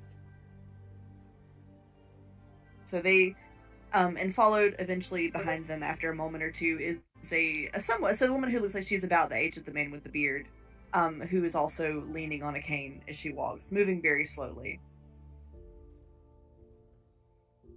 But the procession of people slowly makes their way to the table. And I am putting some pictures in the chat for everyone. Ooh. Okay, there we go. So they all seat themselves around the table, and the very elderly woman who has a small pair of spectacles, she sits at the head of the table. So it becomes clear she appears to be the head of the family. Next to her sits the he looks like he's still an older gentleman, but he looks like he might be young enough to be her son. He and the woman with the cane sit down next to each other, and he sort of reaches over and takes the woman's hand. So it appears that those two may be married, because you do see they have wedding rings on. Laura is kind of darting in and out of the chairs. And once everybody has arrived, Ada launches into the story about what happened in the forest, almost breathlessly, as though she's trying very hard to convince them everything is okay before any shenanigans happen at the table. Never mind the two familiars and the squirrel that are playing chase. But as she's partway through the story, the older woman kind of lifts her hand to stop her and says, "We'll see for ourselves." And she kind of coughs a little bit, and she looks around at all of you and says, "Because you've come from the forest, you understand, of course, we have to make sure of what you are." Of course. Mm. Do you consent to the zone of truth? Ollie just gives a very deep nod. She would know what this is. Marcella is like, oh my god, this is ridiculous, but fine. Like, anyone would even question who he actually is. So he's like, yeah. I will consent to the zone of truth. It definitely you're going to do it. So she will, you see her, she kind of appears to pray for a moment, and then around you, spreading out from her, is a shimmering golden sphere extends, covering the small area. And then she kind of looks over at Hildy and says, "Darling, your ring." And Hildy goes, "Oh." And she's speaking to the sort of middle-aged woman sitting next to the man with the beard. The woman, she takes off her ring and puts it in her pocket. None of you get a really good look at it. But the most elder woman says, "Now, what are your names?" My name is Raphael.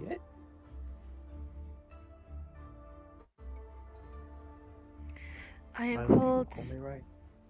I am called Eliandril Drillis. Most people refer to me as Ali.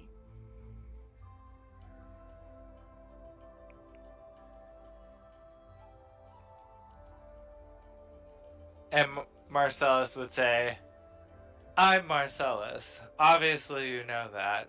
And no, I'm not. And he would say, and I'm definitely a giant bundle of sticks that's out here that just crawled out of the forest. And he would, like, say it as a joke, but does the zone of truth, like, he's saying it as, like, just being, you know, a smart ass, but does the zone of truth sense that as, like, a lie when he's just saying... I don't think you can even say it if it's a lie. I'm looking it up. Can't speak a deliberate like, lie. just to zap him, like, if he's just like, and You I'm can't obviously speak a it. bundle of sticks. I think because it's sarcasm, he's okay. Because he's doing it obviously as... Got it. Yeah. And the woman fixes him with her look and goes, "It's no joke, young man." Who's joking? Do you think I'd be here if I was joking? She just looks at him and then kind of looks at Tethys. I think Susan is on the potty. Yeah.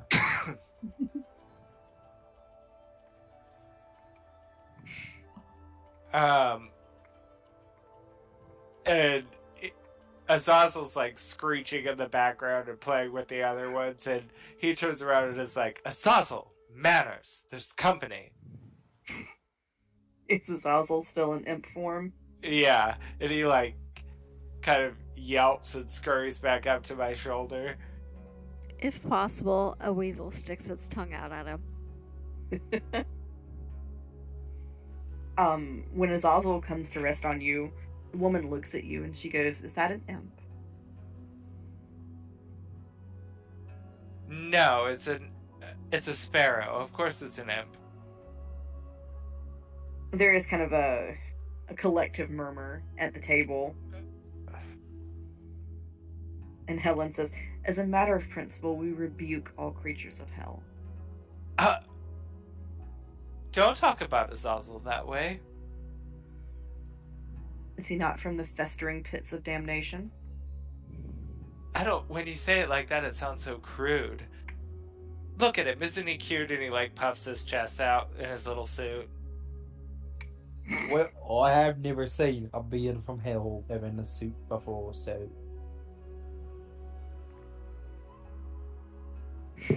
Helen, who is the woman who is cast on of truth, looks absolutely disgusted. And like just spits on the ground.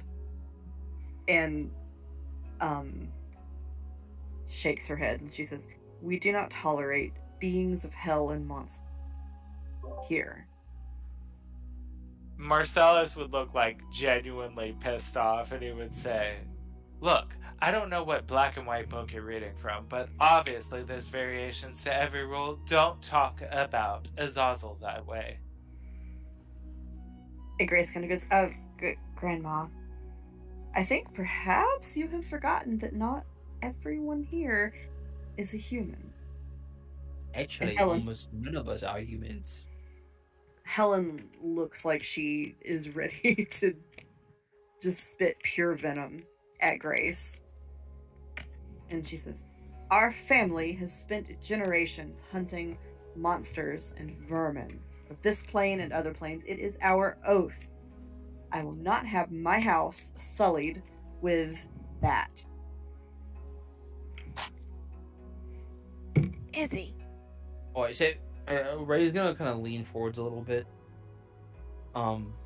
He's just gonna place his hand on the table and go, "Mercedes might be a bitch, and I might not like it very much sometimes. And you know this is the stone cold truth what I'm saying right now. But he has not once actually harmed anyone, and Azazel fella, he saved Ada's life. If it weren't for Azazel and Marcellus, there's a very real chance that Ada wouldn't be alive and we wouldn't be alive. Alright, so you probably should just stop talking about my friend like that and he's not talking about his pet like that. All right. And Marcellus would seem like genuinely touched, like he got shooketh from that. Like he started to roll his eyes and say something to stop him from talking, but by the time he finished, like Marcellus would be like really moved by it, you know, and not say a lot, but he would be like, he would just cross his arms and look back at the lady and just be like, point made. She looks so pissed.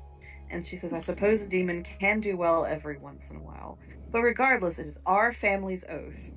And the woman who was standing on the cane, she kind of puts her hand up a little bit, and she goes, if I'm not mistaken, there is a method for exemption, as I recall.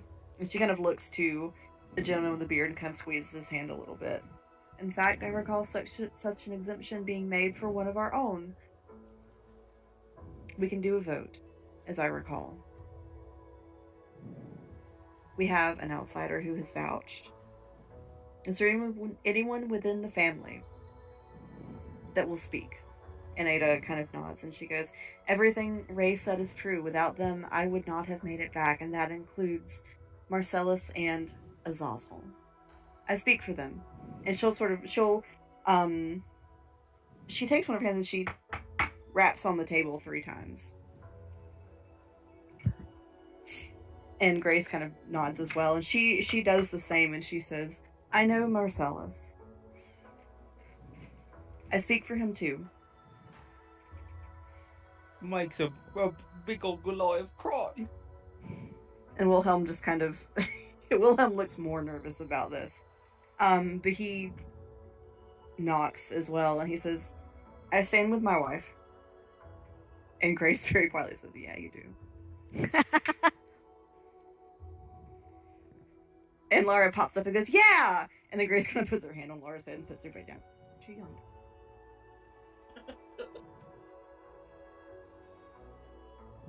Helen looks incensed, and she looks to Leonard, who is the bearded man holding the woman's hand, and he says, if we have no reason for now, I vote to let them stay. And Helen just kind of looks annoyed, but kind of seethes and grits her teeth a minute, but then says, so it shall be. The family speaks, and I listen. Welcome. Marcellus would be like, go thank the man. And Azazel would jump off and scurry over to Ray and like jump on his shoulder and like hiss at him. Ray is if anyone, he's not even trying to really hide it that much, but he's just intentionally very clearly not talking on purpose at this point. He's holding like a little bit of frustration back about something. Ollie would make a small motion with her hand, and Aurelius would gently herd the squirrel back to Laura, and then kind of get up on the table and go sit in front of Helen for inspection, if she so desires. Helen doesn't look terribly impressed with Aurelius. Oh. She doesn't make him move, but she just kind of glances at him and then looks back to the party. And she goes, each of you, where have you come here from?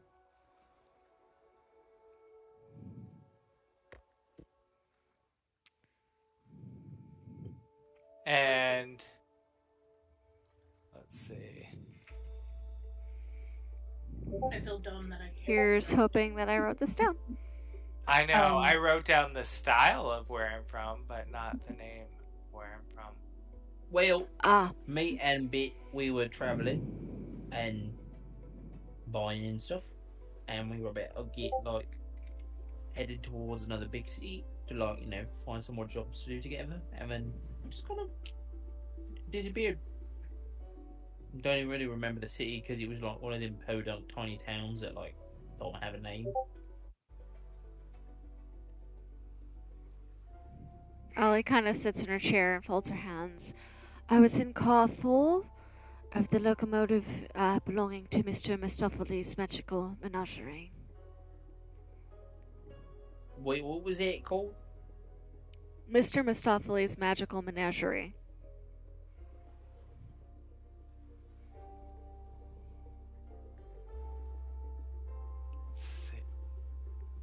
Were you part of like is it like a circus or something like that? She kind of just nods. Interesting. That's pretty cool. I have not seen a circus since like a couple of months after I left my tribe.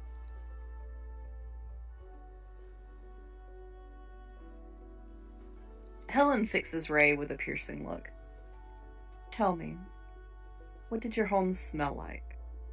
It smelled like pine trees and needles and fresh water and clean mountain air.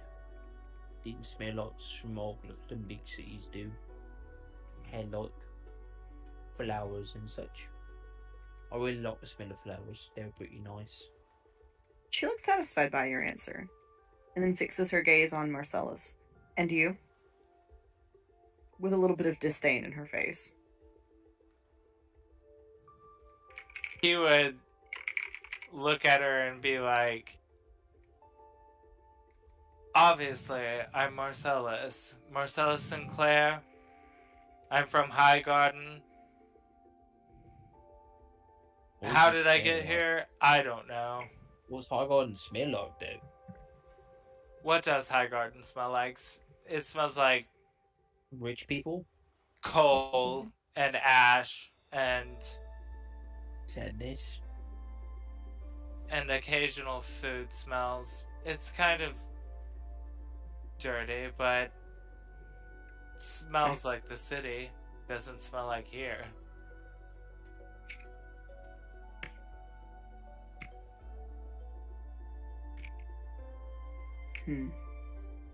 She glares at you, but seems to accept your answer. Same to you, Miss Circus? What did it smell like? My home or the menagerie? The menagerie. Menagerie.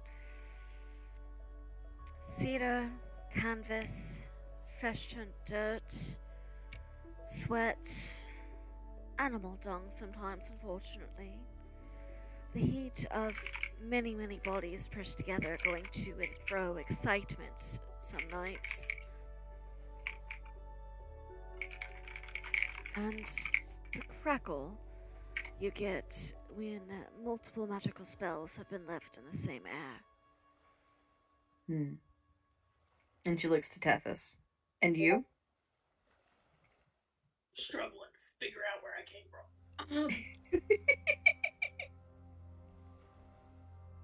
I don't have a note anywhere. What a shack. It's between two, and I honestly can't remember which. I think Ashbury is where. Yes.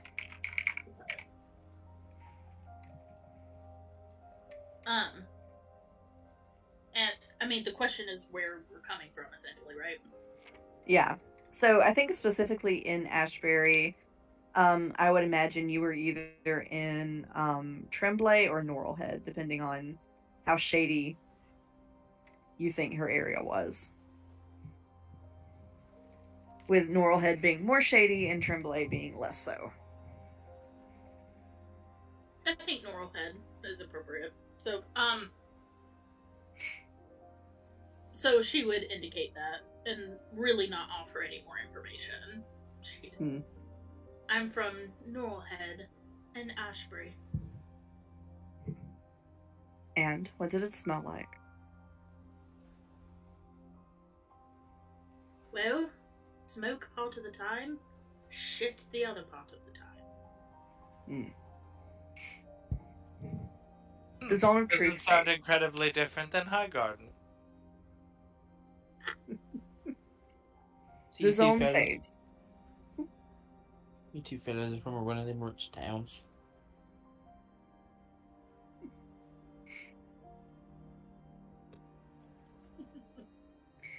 Helen. Oh, go ahead. I was about to say, and no, Ellen, where are you from? Is he asking Helen, the one who cast the? Yeah. She What just is- looks. What does your home smell like? I'll have her. I assume there's like a reason to your smelling question, because like the teeth thing and the finger thing. I bet you there's a reason to the smelling thing, isn't there? There is. What It's is there? easy to fabricate. It's easy to fabricate visual memories. Sensory memories are harder. Perhaps all of you were created by the forest and don't know it, which unfortunately has happened. You would not lie. You would not be lying to telling me a deliberate lie when you told me who you were and where you're from, because perhaps you did not know. But sensory memories, much harder. She taps her cane, and the zone of truth fades. Well, since it seems my family is inclined to shelter you all, despite your accompaniments, I will leave them to it. And she gets up and starts shuffling off.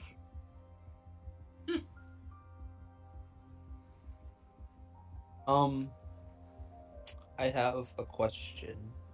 Yes.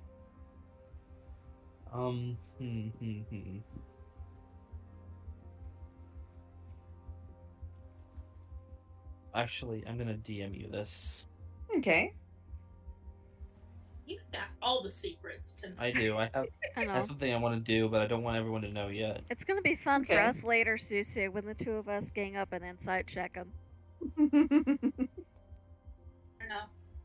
Are there any pebbles in the ground nearby? Oh yeah, of course. He's gonna grab a pebble. Does Helen ever walk past him? We'll say she does, if that's Okay. She wearing like any kind of like scent or anything? She probably smells like liniment, like muscle and joint liniment. Okay.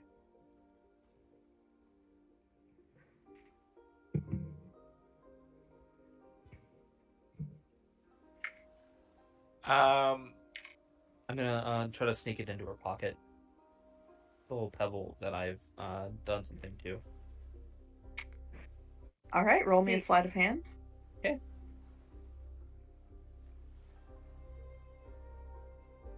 It's gonna be a 16. Ooh, yeah. Her roll was not quite that good. Okay, you get it in there. Does Awesome. Ali see this because her passive is that high? Sure.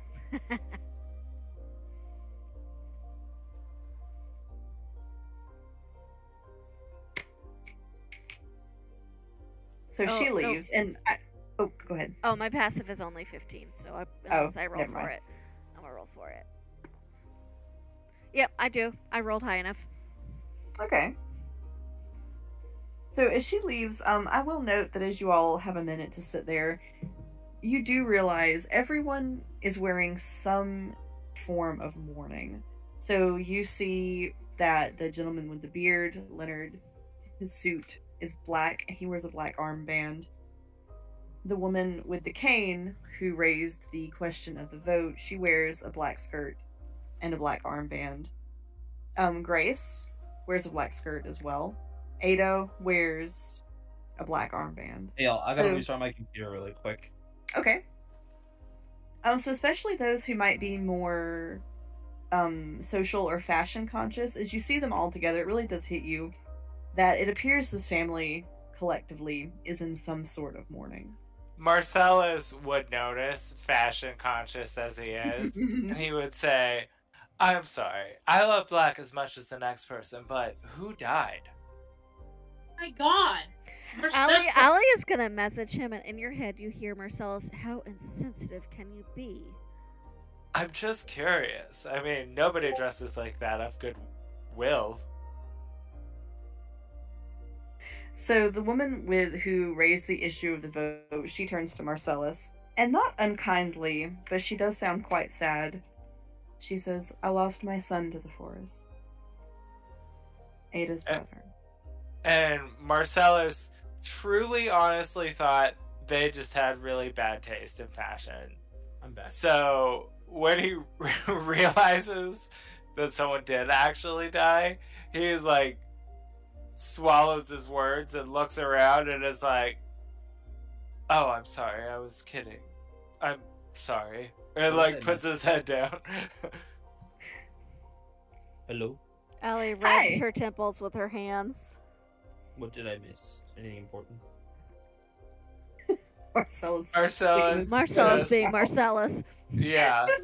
Assuming that they had really poor fashion taste and actually looked like they were going to a funeral and they were actually mourning. So he said, "I'm sorry, I love the color black as much as the next person, but who died?" And then Hildy revealed that it was her son that had died. And then Marcellus really felt like it was just a bad fashion choice and was making a joke. And when he realized someone actually died, he was like, "Oh, hey, look at me, I'm an asshole." Oh, Ada just won't look at anybody in the face. Well, I am mighty hungry, let me tell you that much. Sorry about your dead son, but I'm hungry. Allie is glaring at Ray now. Right, I was Marcellus. trying to lighten the mood a little bit. I can tell everyone's a little tense. Marcellus laughs. He like actually feels a little better that he didn't say something worse, you know. And isn't Ray's gonna look and go, "Oh wait, sorry, I was a little bit in my own world. I am sorry about your loss. My people have a song that we play for our dead. If you ever want me to play that song for you, I certainly can. I've got a nice little flute in my bag." The woman kind of nods and says thank you. The man stands and he says, "Hildy, I'm going to go attend to Helen." And Hildy says, "I think that's for the best. I think she was about to have a fit." And he just kind of sighs deeply and heads into the house as well. Is she always like that? Yes. And Grace kind of goes, Has anyone ever tried to, put some sense into it? it's the woman will kind of chuckle a little bit, sort of in spite of herself. Helen is of a generation. She and my husband Leonard were paladins, I suppose still are in many ways, and that was their duty, was to fight monsters, extraplanar beings, to protect the common people. She was quite good at what she did, as in her era, humans and others were not quite as mixed as they are today. It's a world that's strange and scary for her, I'm sure. Well, And However, Allie kind of sighs and she goes, "And I suppose the fact that none of us being human didn't help." I do deeply apologize for my mother-in-law's behavior. what were you about to say about her? I'm afraid she's quite stuck in her ways.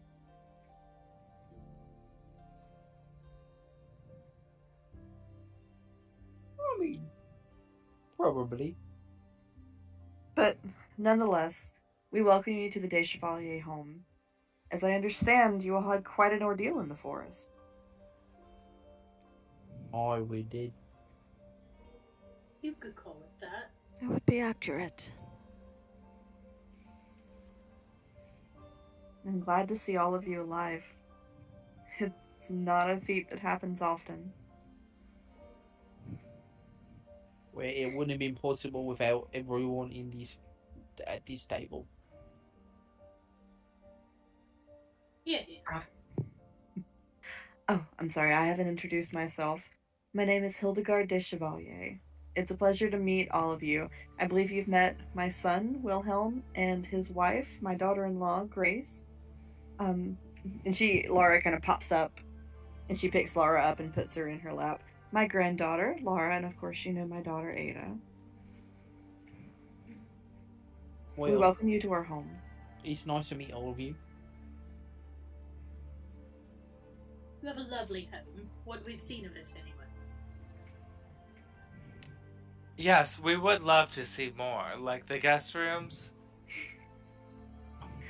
Word has been sent inside, and we are getting the house prepared for you. We may, she looks thoughtful. We might have to sleep 2 of you to a room. We are not equipped for large numbers of guests. It's Don't worry about it. rather I will insular sleep town. outside somewhere. Your hospitality is Well, not outside, but I don't have to sleep in a bed. more than any of us had a right to expect. If it helps, I think I require less sleep than the others. If there is some place you consider less comfortable, I would be happy to corner up there. Ah, are you Elven then? Indeed. We do have a few Elven folk here in our town. That is Got any folk like me? good to know. I'm afraid you may be the town's first Goliath, Mr. Ray. And she kind of smiles. Wonderful. I love being the first live people see. You get a good hearty laugh out of her. I'll Out get to of make that. a good impression from my entire people.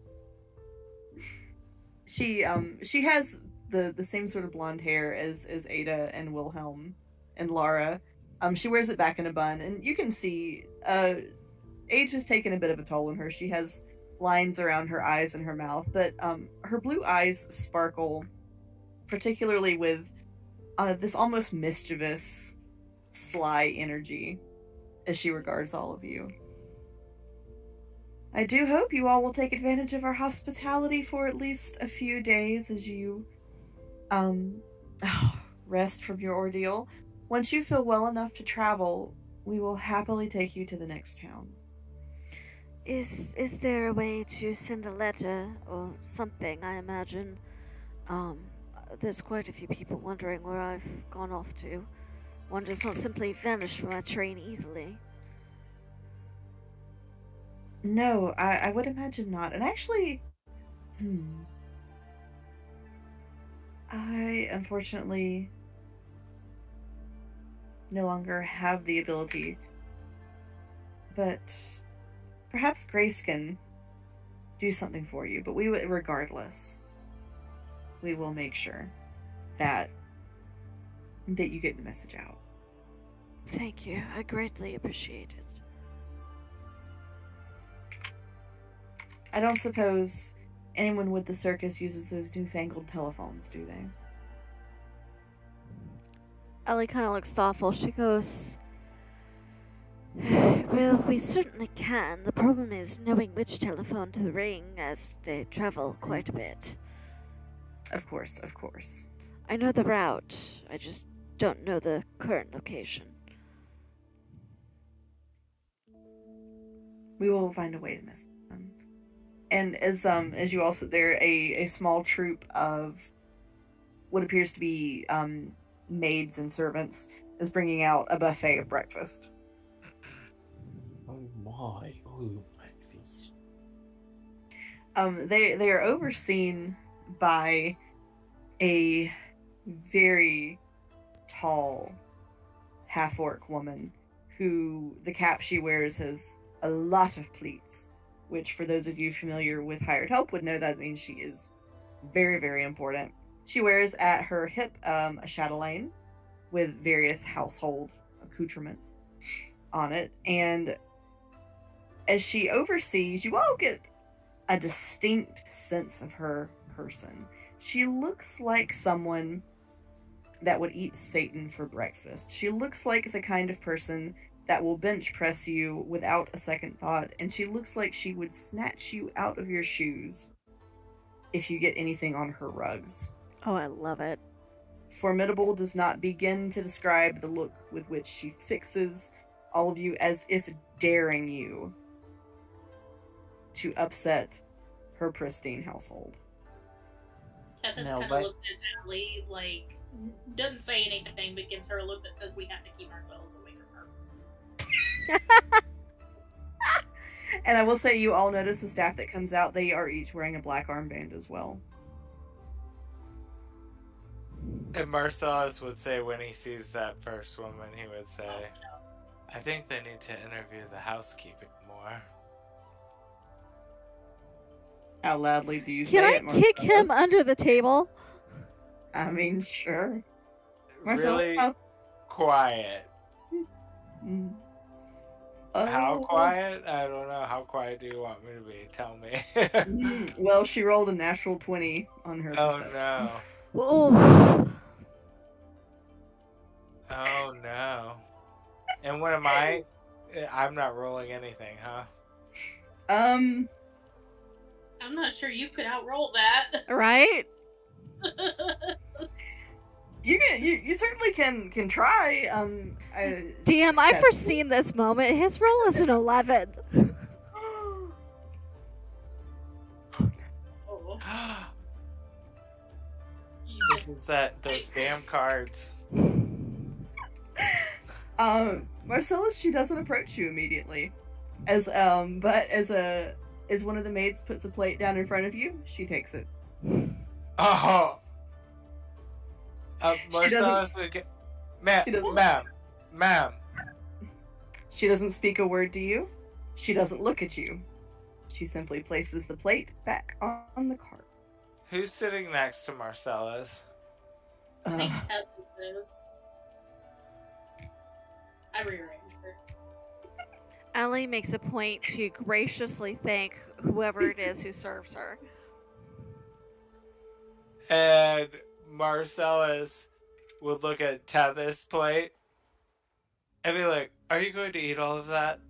She will shoot him a look that just says, if you even bother to think about touching a crumb. He's like grabbing a fork and like trying to inch towards her plate. She will take a fork and stab him in the hand. Ow! And he would pull it back.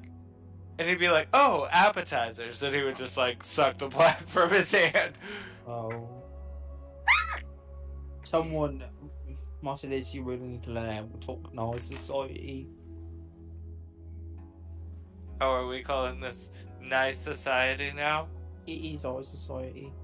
Thank I you mean- so much for the food. I love food so much. Tethys is going to simultaneously look at the servants while inching a hand behind Marcellus's head and just, thank you so much for the buffet, darling. It looks delicious. Smack. Marcellus, in your head, you hear, darling, never insult the hand that's about to feed you. I mean, she wasn't bubbling over with warm attentions herself.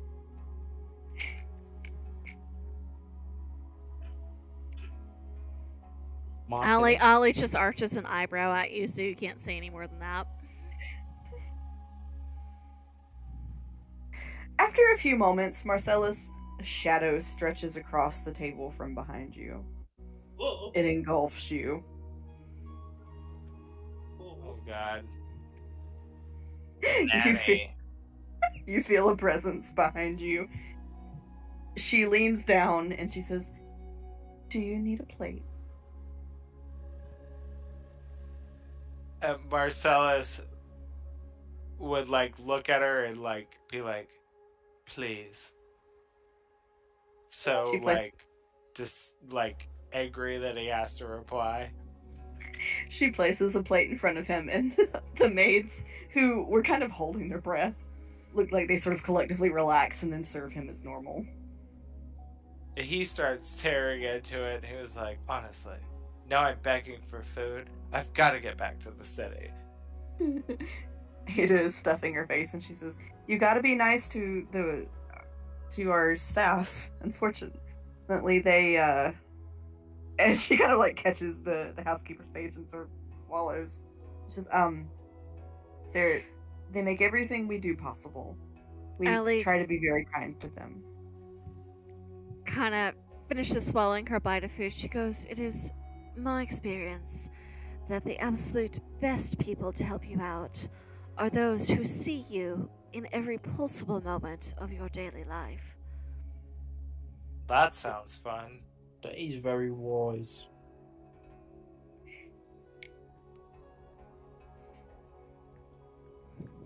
Seems I forget you got fancy cleric magic.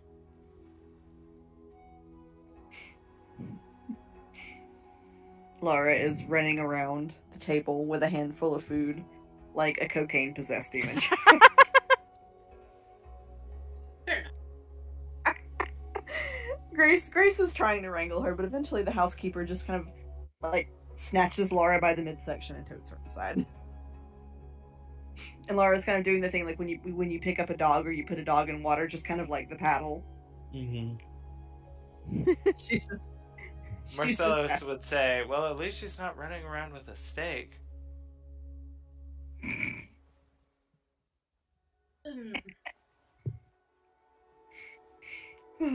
So, after breakfast is cleared away, you are all brought inside.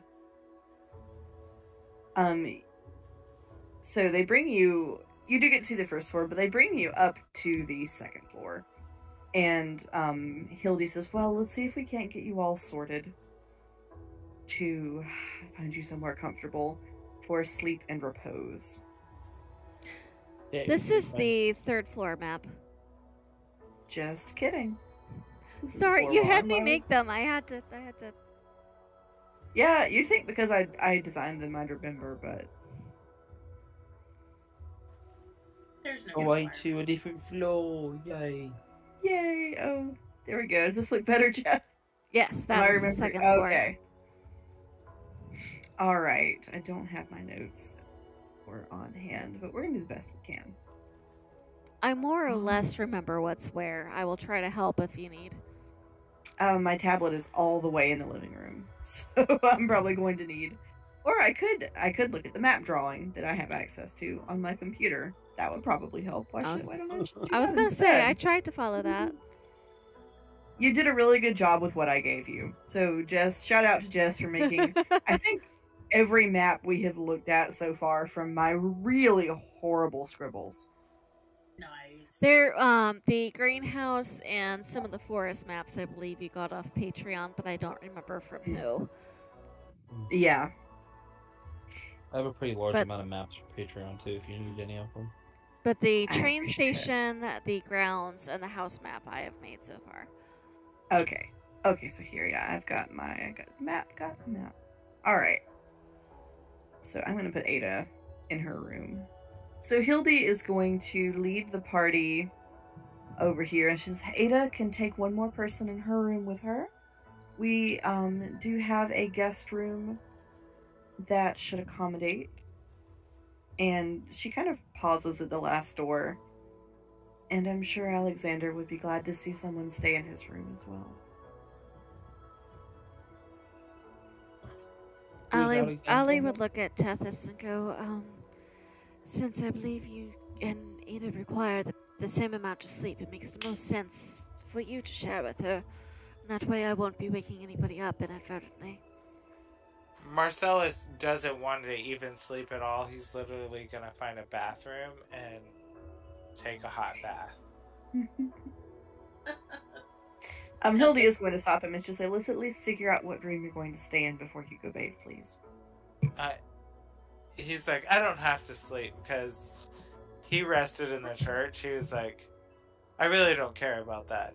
I just need to be clean." Marcellus, we're They- going to be here for a while. You need a place to be after today. And he would like look at the.